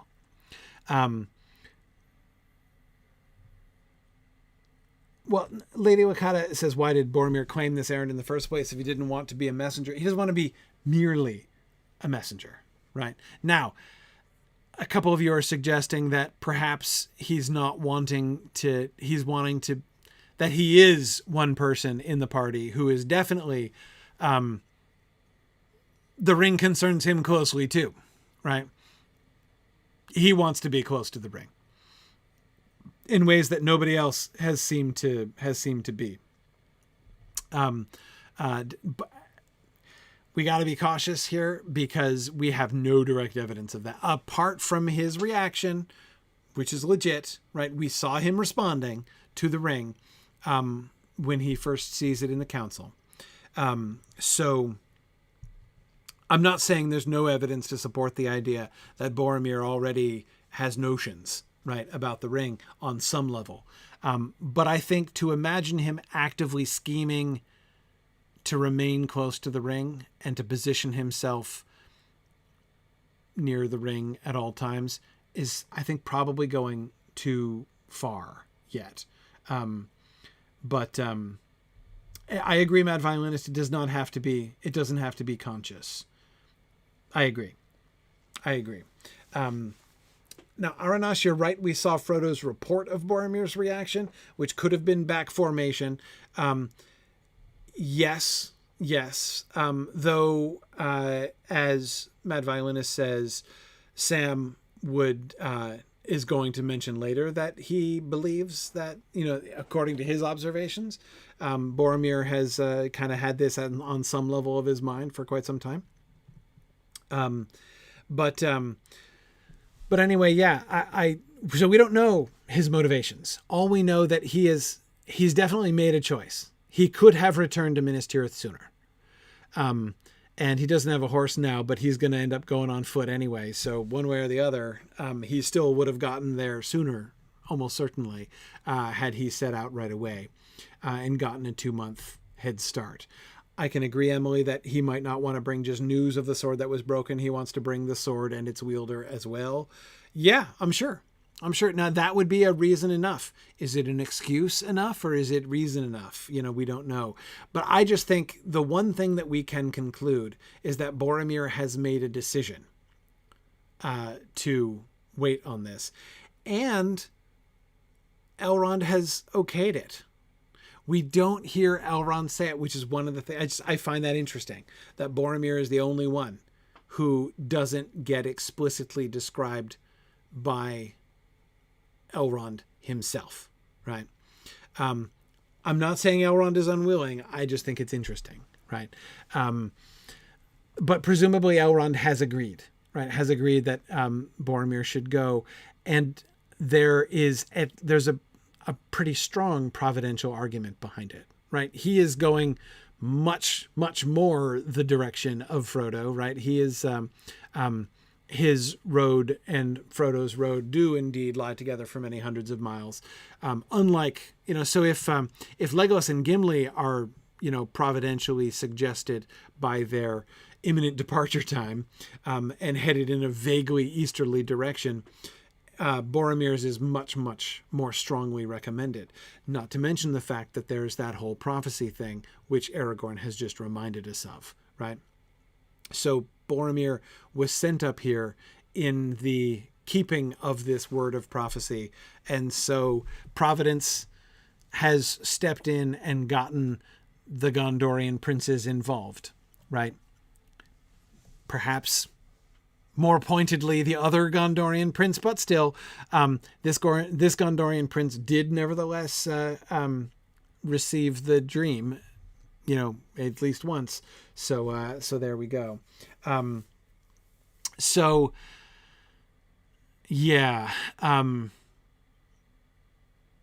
it seems like a good plan. And we only get the one statement about Boromir. He's a valiant man. which is really interesting. Now, a couple of you are saying he claims he received the dream. We talked about this before.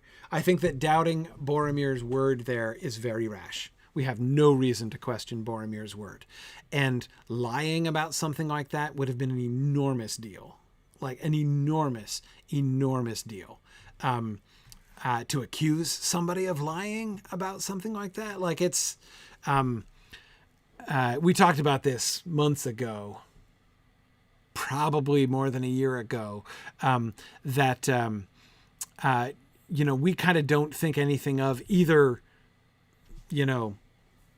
uttering falsehoods like that or accusing people or suspecting people of uttering falsehoods like that. But in this culture, man, it would be a huge, enormous deal. Like, you need to be prepared to fight Boromir to the death if you suggest something like that. And it's not just that. It's not just that his honor is such that he would kill you if you said that, though he might. It's not part of that world. Like, they're truth speakers, right? It's not just his brother, right? So I absolutely believe Boromir that he had the dream once. We would need, you need to have strong evidence if you're going to bring that claim, basically. And we have none, I think, at all. Now I agree. It is strange that it only comes once to him, or I wouldn't necessarily call it strange. I'd call it a little conspicuous, right? Like, this message is, your brother is the chosen vehicle here, but it does come to him once. Why?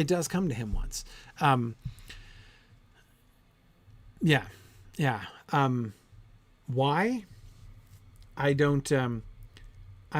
Truthfire says you keep calling until someone picks up the phone. Maybe. Perhaps.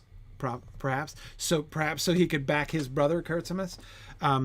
Yes, I can easily imagine. In my headcanon, we have no direct evidence for this, but in my headcanon, that conversation, Faramir saying, "Father, I have had this dream, and I think I should go to Imladris and seek for the sword that was broken."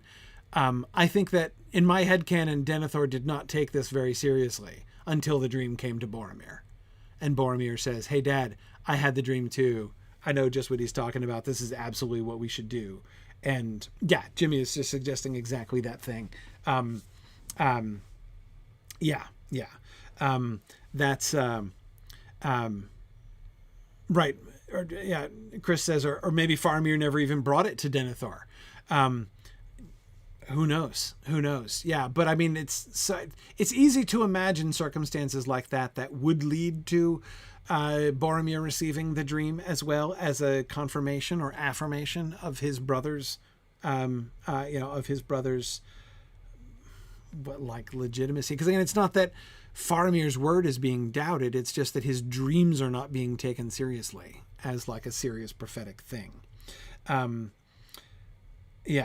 Yeah, exactly, Emma Thorne. They did not exactly have the best of relationships. And can you imagine the whole wizard's pupil thing, right? That Denethor's whole attitude towards Faramir, super easy for me to imagine Denethor kind of rolling his eyes when Faramir's like, "I have had this prophetic vision, Father," in which it's like, oh, great, here it comes, right? Stop wizard's pupiling, for crying out loud. Yeah, exactly. Anyway, so,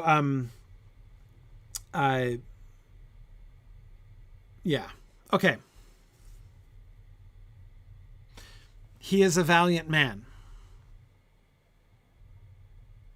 Oh man, we're late again, but we're like 5 words away from the end of this slide. He is a valiant man. Isn't that interesting? Boromir is the only one who is praised as part of the presentation in the company. We don't get anything about how awesome Legolas is. We don't get anything about how awesome Gimli is. We don't even really get anything about how awesome Gandalf is. We're just told this is his job. and he can retire after this, right? We're not told how awesome Aragorn is. We're just told he's a ranger and the chieftain of the Dunedain, and there's unfinished business with his line in the ring. Nobody's credentials are being presented as justification for their being involved. In fact, that whole concept seems to have been contrary to this. Like I said, we're not building the dream team here, right? This is not like, yeah, let's put together the people we've got the skills, we've got the tools, right? That's not how they're building it, right? But he is a valiant man. Now, I agree, Sam is faithful, Stunned Duck. You are right. Sam is praised. With you and your faithful servant. In an adjective, he is praised. But that is being given as a courtesy description, right? You and your faithful servant. With you and your faithful servant shall go. Nobody says, with you, your servant shall go. He is a faithful servant, right? Like as if that were like the justification for why he's going. Like it's part of the package with Sam, obviously. But here, and I don't want to say it's exactly justification, explanation, reassurance, right? Boromir's a complete stranger. Now, so are Legolas and Gimli to Frodo, right? But he is a valiant man. Strikes me as interesting because he's being... It's hard for me not to feel like there's a little bit of which of these things is not like the other, right? With you and your faithful servant, neither of whom is at all suited to this particular kind of quest, right? I'm going to send you with the following people. I'm going to send you with Gandalf because he's got to punch the clock. This is his job, right? And I'm going to send you with Legolas and Gimli, who are kind of going in your direction and have politely said they'll go a little bit out of their way to keep you company for a bit. Then there's Aragorn. He looks like he is destined to be your helper in this, except actually, no, he's really doing something else, and he's just going in the same direction you are going in, right? And then there's Boromir, who's also going in the same direction. But he's a strong fighter. Like everyone else is introduced as not, again, no one is recommended for their qualifications. And then here comes Aragorn recommending Boromir for his qualifications, right? And that's, again, I'm not trying to say it's like a huge red flag or something like that. It's just kind of interesting. It's just kind of interesting. Valiant as in courageous, I think. Yes. Yeah. Yes. Valiant as in courageous. Yeah. Matt Violinist says in his headcanon, Aragorn has had to push for Boromir's inclusion. Maybe. You're right, Hugo. It's a short sentence. Yes, I agree. I didn't bring that up, but you're absolutely right. It's one of the reasons. It's another reason that sentence stands out. Look at that compared to everything else that's said here, right? Look at all of the sentences on this entire slide, right? We've got lots of compound sentences and compound complex sentences. Even the dialogue, right? I would have begged you to come, only I thought you were going to Minas Tirith with Boromir. He is a valiant man, right? Yeah, it's not quite and Morgoth came, Bricktails, but it's like one peg down from that, right? Yeah. So I think that's it makes it jump out again too.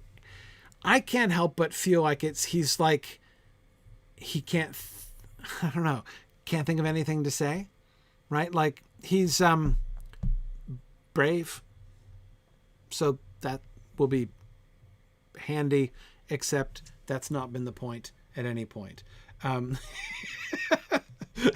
Maria says, Boromir, I love your new red shirt. Ouch. Oh man, that hurts. All right, we should stop. I've kept you guys late. We've done like 2 extra long sessions on this one slide, but come on. This is an important passage here. Next week, we shall go on to discuss the inclusion of the we're still not at the requisite 9. Remember, it has to be 9. It's got to be 9, right? The Company of the Ring shall be 9, and we're still a few down, right? We've only got 7. So where are we going to go from here? All right. You're right, Faith or Praise. They are all important passages, but this one is especially important. Chris says there remain 2 to be found, and the Ents are taking forever to respond. Yeah, exactly. Okay, thank you, everybody. I'm done. It's field trip. It is belated field trip time. Thank you for joining us for a text discussion this evening, and we're going to finish our looking at the Elder Slade here this evening. All right, here we. Hey. Okay. All right. So let's meet at Anak Khurfu this time. Okay. We've been going there first anyway, but let's just go there first and stay there this time. Okay. Good. All right. If I missed you, I will get you when we get to Anak Khurfu, yeah. Stable. But yeah, it's like I feel like some of the talking up is of all the races of the free people, I think the hobbits have had the least to do with men in many cases. Wait, sorry, would you say at the end they have the what? Oh, they haven't had much to do with men, especially men like all the way down in Gondor. They're not quite like free folk. Mm-hmm. But the other part is, I get the feeling maybe Boromir didn't make the best first impression of the council. Right. I mean, right. He was loud and he interrupted and he demanded proofs and he scoffed. Yeah, doesn't it sound a little bit like he, as a valiant man, is kind of falling into an awkward silence? Right? Yeah, it's definitely one of those. He fights much better than he talks, kind of thing. Well, especially since Frodo and Aragorn have just been having this moment, right? Yeah, I know. It's like, oh, I'm so glad. I would have begged you to come. Oh, and Boromir's coming too. Oh. Oh, that's nice. Okay. It'll be nice to have the total okay. stranger. Okay, let's try to adjust. No problem. Oh, yeah, that's fine. Let's see if that helps at all. Testing. 1, 2, 1, 2. I don't know if can you turn your mic up a little bit? I've got your mic a little bit soft also. I bet I could. Yep. I don't know which way I'm turning. Is this up or down? You talk on your own so I can adjust it. Okay. Right. Okay.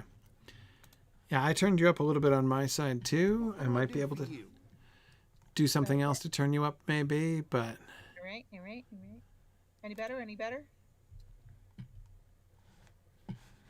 Okay, here, let me try to do within... I'm not hearing a huge difference. A little bit better. Okay. A little bit better. Let me... I mean, I am trying to keep my voice down so I don't wake up my kids. Well, that is always an issue too, yeah. That doesn't help, I'm sure. Okay. All right, I'm not sure. I don't think that's going to help, actually. Oh, dear. Well, let's see. Maybe it will. Okay, is this any better? Yeah, that's better. That's better. Okay. Oh, goody gumdrops. Okay. I can hear you better anyway. Okay, all right. Anyway, yeah, like I said, he and Frodo were having a moment, and then he's like, oh, and I'm also going to bring along this perfect stranger. Notice how they kind of, again, Legolas and Gimli were perfect strangers too, but they get sandwiched between Gandalf and Aragorn, right?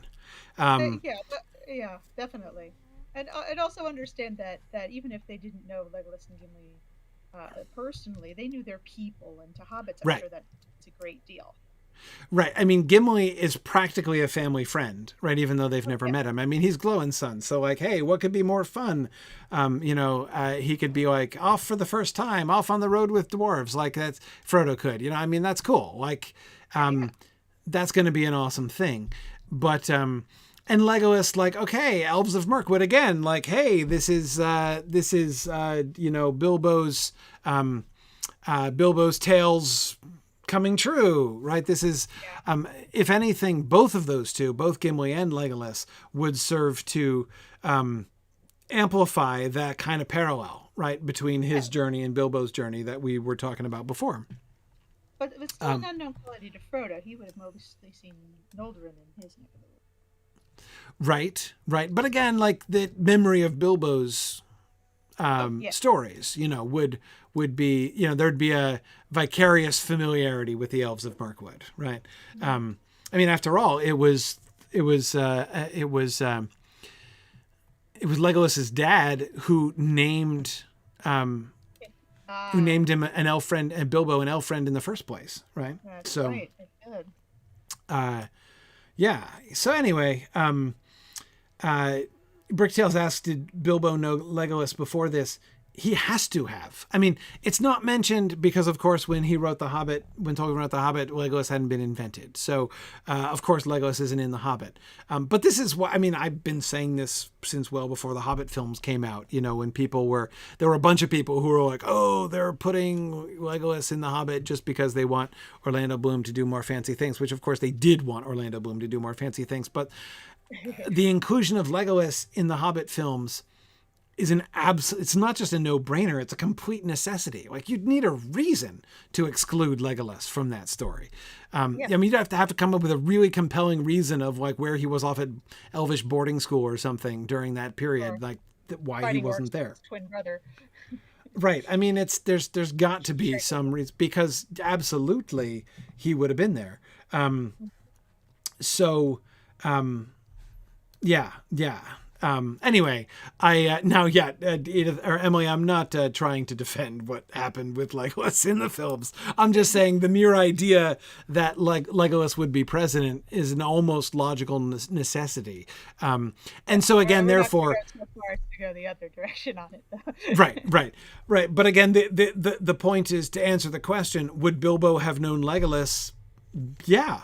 Right? I mean, like, retroactively, it's not mentioned in The Hobbit, but again, if we're retconning, as Tolkien was retconning, as the world had developed, would he have had to retcon at least a familiarity between Bilbo and Legolas? I'd think so. There on his way back. He wintered there on his way back. Well, they didn't spend the whole winter there. He spent the whole winter with Bjorn, but he does spend, I mean, he travels with them, right? With Thranduil, and Legolas would presumably have been there. So, yeah, I mean, I can't imagine he doesn't know. And so there is a sense that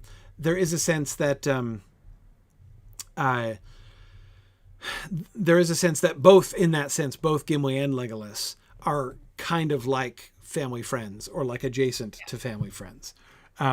As opposed to this, shouty, beardy man from the south who he doesn't know from Adam. Right, exactly. Who was already, at least to some extent, kind of alarming in the council. Alarming in the sense, like the other dude who kept interrupting Elrond and stuff. Anyway, we should probably, are we good? Are we ready to ride? I think we're all okay, so what I want to, this I think is our last day in the Elderslade. And so what I want to do is I want to ride from here and ride the back trail up to Wormsgraf from where we, so that we can kind of see the approach from both sides. That's my hope and plan. And why I'm attempting to do this on a war steed, I don't really know, but we'll give it a shot. We're Wormbait A, the others are Wormbait B. Yeah. Yeah, I do mountains on a war steed. That's just that'd be a double-edged sword right there. Yeah, I think I'm actually gonna just stop attempting to do this entirely here. Okay. All right. Let's be sensible. Radius of an 18-wheeler. Yeah, exactly. Okay. So where's the path? The path is somewhere off to the right, but I don't see. Is it up ahead a little bit still here? I see it from the cliff, and I can't see it now. One of the things that I'm interested to see is what relation it has with these dwarf cities down here. It was going up behind the Angmarim. I think it's before the river, isn't it? Yeah. It's definitely on this side of the river. This is a different river. This is not the burn. No, but it's this river. I'm looking at the map. The road goes up on Oh, the yes. on this side of this river. So I guess we just kind of work over land, which answers Yes. part of my question, that the apparent road or path up here on the map is not actually a road. So there's no evidence that there was any kind of a road or path, an actually beaten road or path up there Or from just here. back trail. Yeah. Whereas there was a definite road before, and that could well have been. I don't think it was paved, the other road, the one that we went up last time. So it could be no older than the more recent invasions of the the later Angmarim here. Yeah. This is absolutely. We're getting attacked. All of it. Yes, but quite a few things here. But it's a busy trail up here. Yeah. Traffic. Okay. Is Yeah. No, but this murder. is the trail. There is some traffic here. Ah. Oh. Okay. Whoa. That got half of me. Dismount. Yeah. Man, new armor and everything.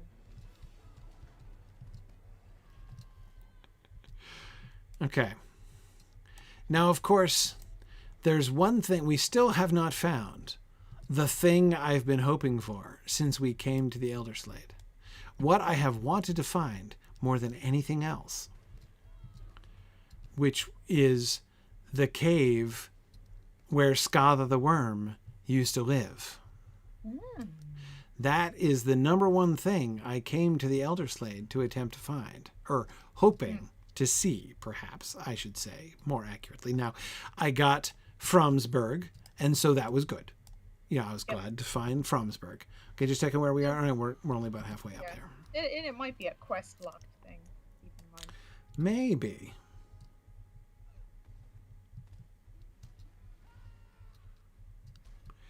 Maybe. But so but I cannot imagine.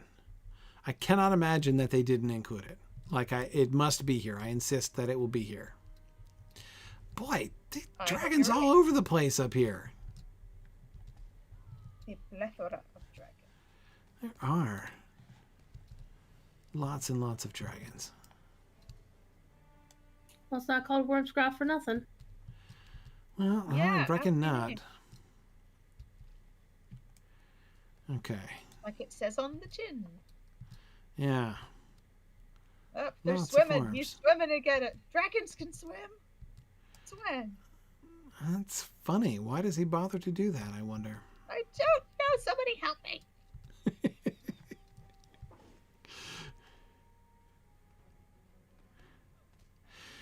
Yeah, Nancy, that's a really good point. I don't even actually know what Wormslade...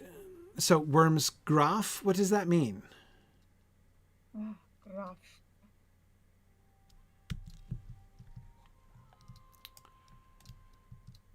I don't know. I mean, I know the worm part. I had an Elden Graf a while back or something like that.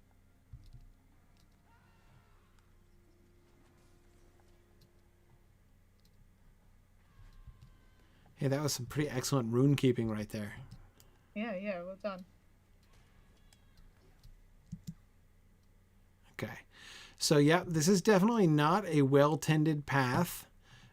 Nobody walking around up here, but tons and tons of drakes and such. And gorse bushes. Ugh. And gorse bushes.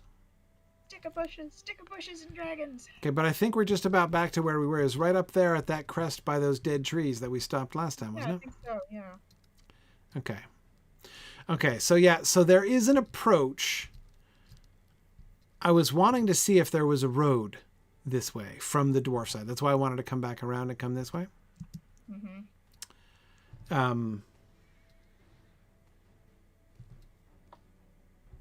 And there was not, so that was interesting. Mm-hmm.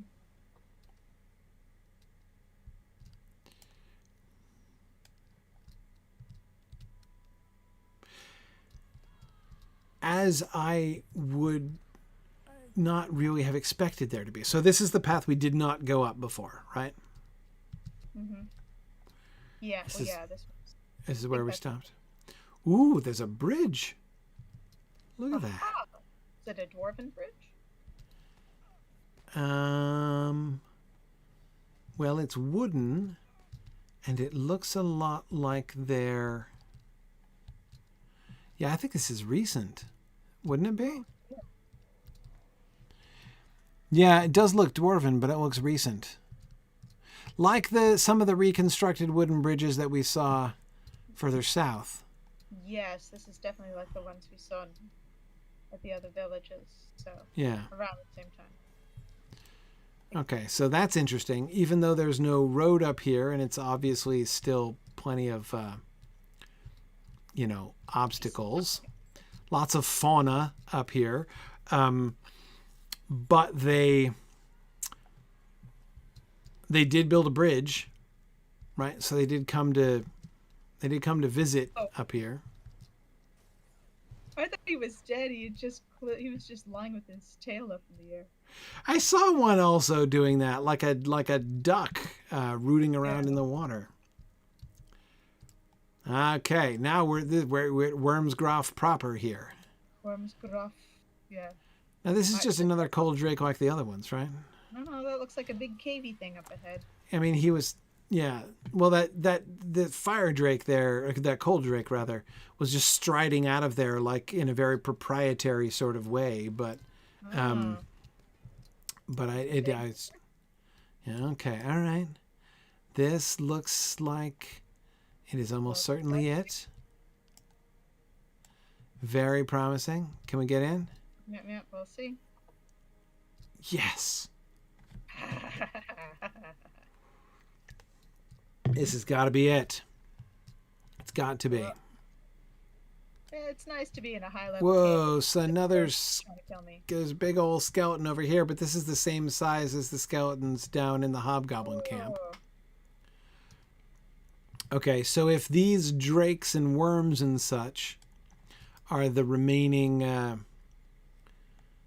like offspring or whatever, these are the like distant, like there used to be offspring which were all really big. Yeah. Right, there was a whole bunch, or maybe either bunches of dragons or generations of dragons, or both. But it does suggest that Scatha the Worm was bigger than this. What's over here? Is there anything over here? A whole nother wing? Whoa! Cool. You would probably want to go follow them. Okay, I'll go follow them. Okay, something cool down here? Yes. Okay, let's see.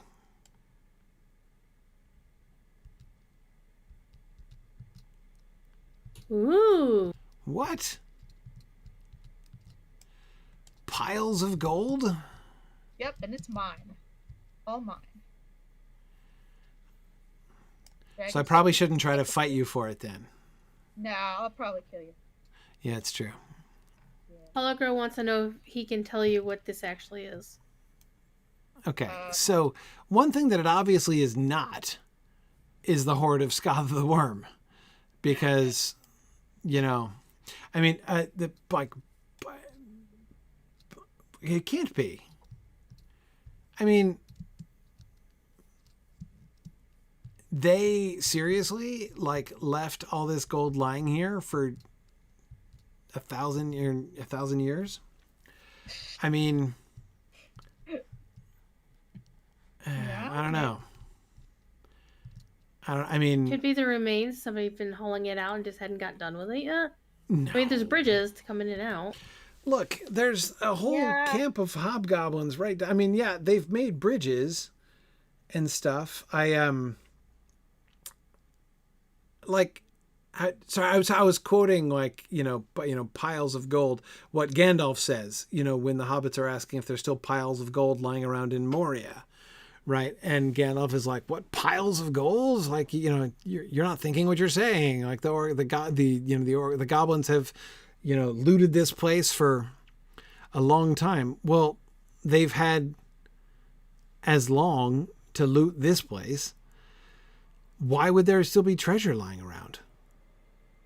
I mean, even if From, who killed Scatha the Worm, was like, Nah, I'm good. There's a sweet horn here. I'll just take this sweet horn, which will eventually be given to Mary someday, and that's fine. I'll leave the rest. Even if he did that, even if From had done that, then would the dwarves have done it? I mean, the dwarves later on kill From, right? There's war between them and From, so the dwarves we know were here and active at the time. Yeah. They wouldn't have taken it? None of them. Not a single dwarf. They would have been like, oh yeah, so that idiot From left most of the treasure just sitting there, but it's fine. We'll just leave it there. We'll just leave it there. And then even if they had done that for some very good reason best known to themselves, would the orcs have done it?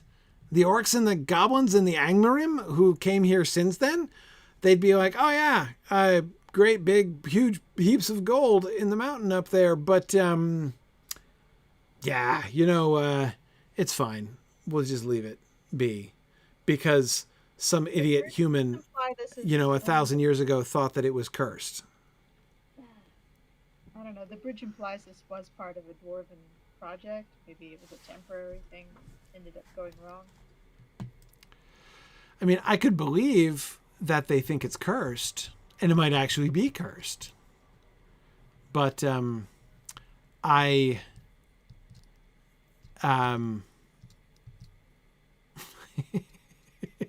has a very interesting question, and the answer is a really big backpack. What? How did you get this home? There's a big purple thing in the back. In the back? It looks like a gigantic backpack. Yes, it is. That is a pack if ever I saw one. We're over here? Yeah. I'm standing on it.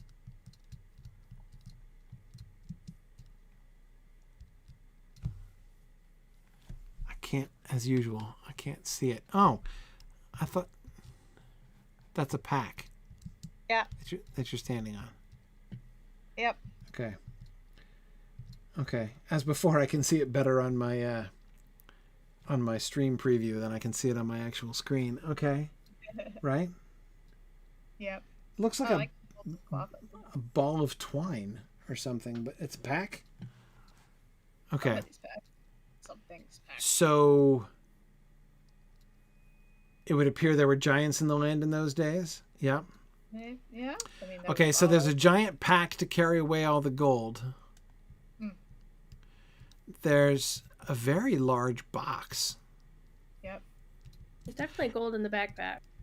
And bolts of fabric right here, which is that's a nice touch. So whose pack do we think that was? A hobgoblin? Hard. Mountain giant? A big old mountain troll of some kind, maybe? Yeah. Maybe.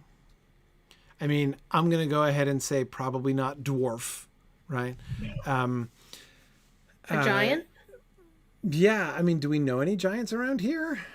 I don't... That doesn't mean they weren't here. Yeah. I mean, it's possible. And the box is funny because it's a huge box, but it looks like a small box, like the hasp. Proportionally, it looks like that looks like a dresser top music box expanded, doesn't it? Do you see what I mean about the fact that it looks like a small box that's huge instead of a box that was just somebody sat down to build a 6 foot by 10 foot box. It's like one of those pod storages. Right. Okay, yeah, so here's a counter, right, stolen from a giant. Lathnornileth, sorry. So let's follow that line of thought. What if the bag and the box were not brought by a giant or hobgoblin or something to carry the treasure away? What if they were stolen from a giant and used by Skatha to bring the treasure here in the first place? That would be typical dragon behavior. I mean, if he was robbing giants. Yes, but the question is, if this was always a worm cave, why the Dwarven Bridge? was there an attempt made to liberate some of this that went badly? Well, you've got to think they had it in their mind, right? Oh yeah. Where are the big swords? I see this sword, which, though large, looks like a very big claymore here. I think a Bjorning could handle that. Yeah. I mean, it's a big sword, no question. But it's... Over here with me and JJ. It's on the side of the gold pile. Oh, that very low res large sword? I didn't even notice that it was a sword. Oh, dang. Yeah, that'd be a Yeah, giant. that gold pile is very low res. Yeah. It's an illusion. I can see it a little better from back here. Okay. Right. Well, if that's a sword, that would that would go with that would go with the stole it from a giant from a giant theory. Yeah. There's dragons sending their little dragons to Montessori school with giant backpacks. Sure. That's totally what the giants would be doing. Yeah. Mudmore says squinting won't help me see low res things. No, but it makes everything else look low res, so it kind of blends then. That's my rationale. Right, Tora Marthan, exactly. The giant kept its purse, right? Or rather, that was the giant's purse that we were seeing before, that Laurie was standing on. So I don't remember seeing bolts of cloth like this before. Me neither. I was very much pleased by seeing them. It's a nice paisley. Yeah, and I mean, unless these are giant like handkerchiefs or something, but they're clearly bolts of fabric, wrapped around boards like that. Yeah, exactly, Emily. They're normal sized cloth bolts. That's what I was noticing. But yeah, that tracks, as I think not everything here is of giant size. This armor, for instance, a little oversized. It wouldn't quite fit me. There's a sword sticking out here, a small one. Yeah, so I mean, there's definitely some reasonably sized things. Even these vases, I mean, like decorative urns do run in sizes like that. So that's conceivable. Oh, these look like little elven daggers over here. Or short swords. Right. Where? Down here at the foot. Down here where... it's the same sword that Kiriana uses, actually, but smaller. Where, over here? Yeah, over here. Right down here by the edge. Right, like in that little pile over there. Right. Yep. Yeah. Yeah, exactly. So there's definitely some, and look, even the coins, right? Yeah. We got little coins and we got big coins. So, yeah, if not the original pile, then someone's at least started a new one again. Maybe they're gravid. They're going to have a nest soon. Have a clutch of eggs soon. Yeah, I don't know. Nesting behavior. Right. Or attracting a mate. Maybe this is how dragons impress other dragons, like bowerbirds. Right, Tomas, you could try stealing a cup. That might work out. See what happens. Yeah. Very There's an interesting. interesting question in Twitch chat. Meckenba wants to know whose face would be on that coin. No idea. Well, it's especially curious in regards to these oversized coins. Now, I don't see... I guess some of them do kind of look like they have a face on them. Yeah, well, if I could see the faces more clearly, that would be just the question I would be asking. Yeah, right now they just look like jammy dodgers. Yeah.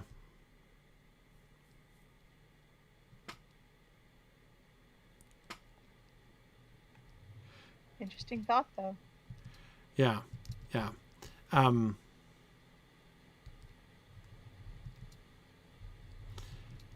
Yeah. So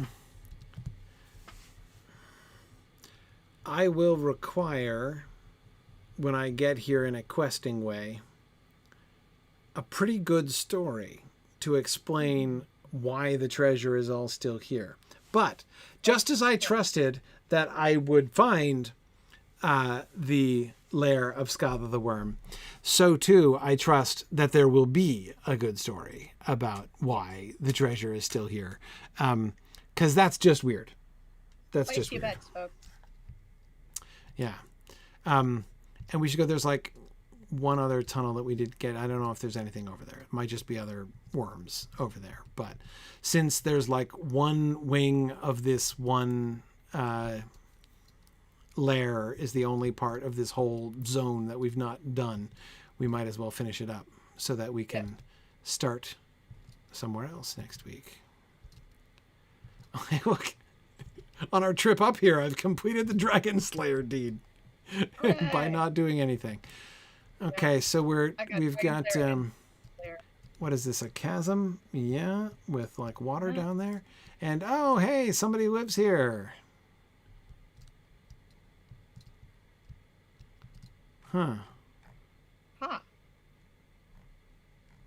Looks like one person lives here who's been sleeping in my bed. So there's a bed and stacks of crates and pickles and tools. Watermelon pickles. I'm going to say a Ranger of Athelion might be here. You think? I think so. This is their style. They're generally more collected and put together than your average there's wander. Ye Old Barrel of Swords. Yeah. I'm not seeing... But what's the logic in living here? I'm not seeing an open food barrel or crate, which is too bad, because that often gives us a hint as to who it is. Yeah, as to whether it's, maggots or actually fruit and veg. Yeah, they do look to me like blacksmithing tools. And yeah, we've got a dagger or something stuck in the table. Which is rude. But it's a fairly plain dagger. There's no real hint there. Yeah. Nothing obvious. This place is about function, not form. Yeah. Except maybe some of these pickle pots, which are kind of pretty. Yeah, these are pretty elaborate pickle pots over here. That's true. The barrel of swords, the swords all seem to be pretty plain and man-shaped versus orc-shaped. Yeah, man height too. And, on the tool bench, there's like a hilt here. Yeah, or orcs sticking would not keep jars like this pretty for long. No, it's clearly not orcs. It's clearly not orcs. How do they blacksmith anything? There's nothing like forge-like here. No, there isn't a forge. You grab a dragon by the tail and squeeze. I was going to say, you've got a bunch of convenient dragons nearby, so yeah. Maybe it's just for quick fixes. Yeah. Not sure about that. Maybe he doesn't forge here. I don't know. Maybe he just brought his tools. Maybe there's a bellows somewhere that we don't see. I agree. This fire would not melt even ordinary gold, JJ. You're completely right about that. Nope. Maybe he's just collecting nasty weapons and then they're going to fix it somewhere later. This curious claw-like contrivance on this blacksmith thing. The one with the hilt in it? I don't know. Yeah, there's like one sticking up out of the top shelf and there are two hanging down. They kind of look like, I thought they were bulbs or mini bellows, but there's like one open, there's kind of like a bell, but it's like a claw. Yeah. If you look at the one sticking up. Exactly. It looks like a claw, in one of those, grab the toy games. Gondorian claw machine. Mm-hmm. Yeah, well, it definitely looks like it's meant for taking hot things out of fire. Possibly. But what about the thing inside? It kind of like a flower with a pistil and a stamen inside when it opens up. Yeah. Oh. Very strange. I have no idea. I don't know. If I was stuck in here, I'd get pretty bored and start making metal flowers. Maybe. Yeah, And I don't. keep morale up. I mean, with one bed and all of this equipment, it's like this person is planning to be here for a really long time. Well, these tools are super rusty, though. These don't look like good, serviceable tools.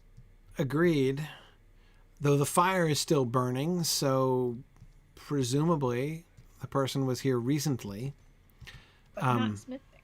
And didn't know. No, as you say, no forge, so that's no shock. Yeah. Yeah. Looks like he's been, if anything, it just looks like he's been collecting rusty tools. Right. Barrel of rusty swords and rack of rusty tools. Yeah, I don't know. Hard to say who is living here, but that someone is living here and means to live here long term, adjacent to the treasure, without obviously removing any of it or bringing any of it over here or doing anything over there. I don't know. Could this person be a guardian of some sort? Like there's something cursed in the treasure that no one's supposed to get. Right, or like stay away from the cursed treasure. Trust me, you don't want to go there. Yeah, I don't know. That is, but it's got to be part of the treasure story. Clearly, got to be part of the treasure story. Make use of that book. Nancy, it could be a dedicated dragon dentist. They do look like very large dentist tools, and so they could be practicing active dentistry on the dragons who are still living here. That would be an explanation. Okay. Which means that it's probably an elf. Yes, I think we can all agree that that's likeliest. So I think we've solved it. Elf dentist serving the dragon population. Elf dentist gone bad. That's it. Yeah, that's it. Herbie. Yeah. You always wanted to know what came of him later in life, and this apparently is where he ended up. So I think that works. Okay. All right. Well, that is cool. So, goodness, there was more of the lair of Scatha the Worm than I expected by a good deal. Now I want to know what giants he looted, and what was the backstory there. But and of course, obviously, we need to know more about Kirby the Elf Dentist, though maybe we don't. I mean, solitary elf dragon dentists can be reclusive, so we should respect his space, perhaps. Yes. But yeah. So okay. All right. So next week we are going to start with Eregion, right? My suggestion is that we go straight to Gwingris next time. We begin the exploration of, because we don't want to actually travel into it because we want to wait till we go there with the Fellowship, right? Mm-hmm. But we can begin the exploration of the parts of Eregion which are not in the narrative itself, right? So we'll begin preemptively filling in the rest of Eregion, and then we'll go back to the actual pathway of the Fellowship after we get to that part. Yeah, sounds good. Okay, cool. Excellent. Well, thanks everybody for joining me. Sorry for another, I'll try to be better. I've been bad the last 2 weeks as far as ending on time is concerned. I'll try to be better about that in future. Thanks everybody, and I will see you guys next week. Good night now. Bye.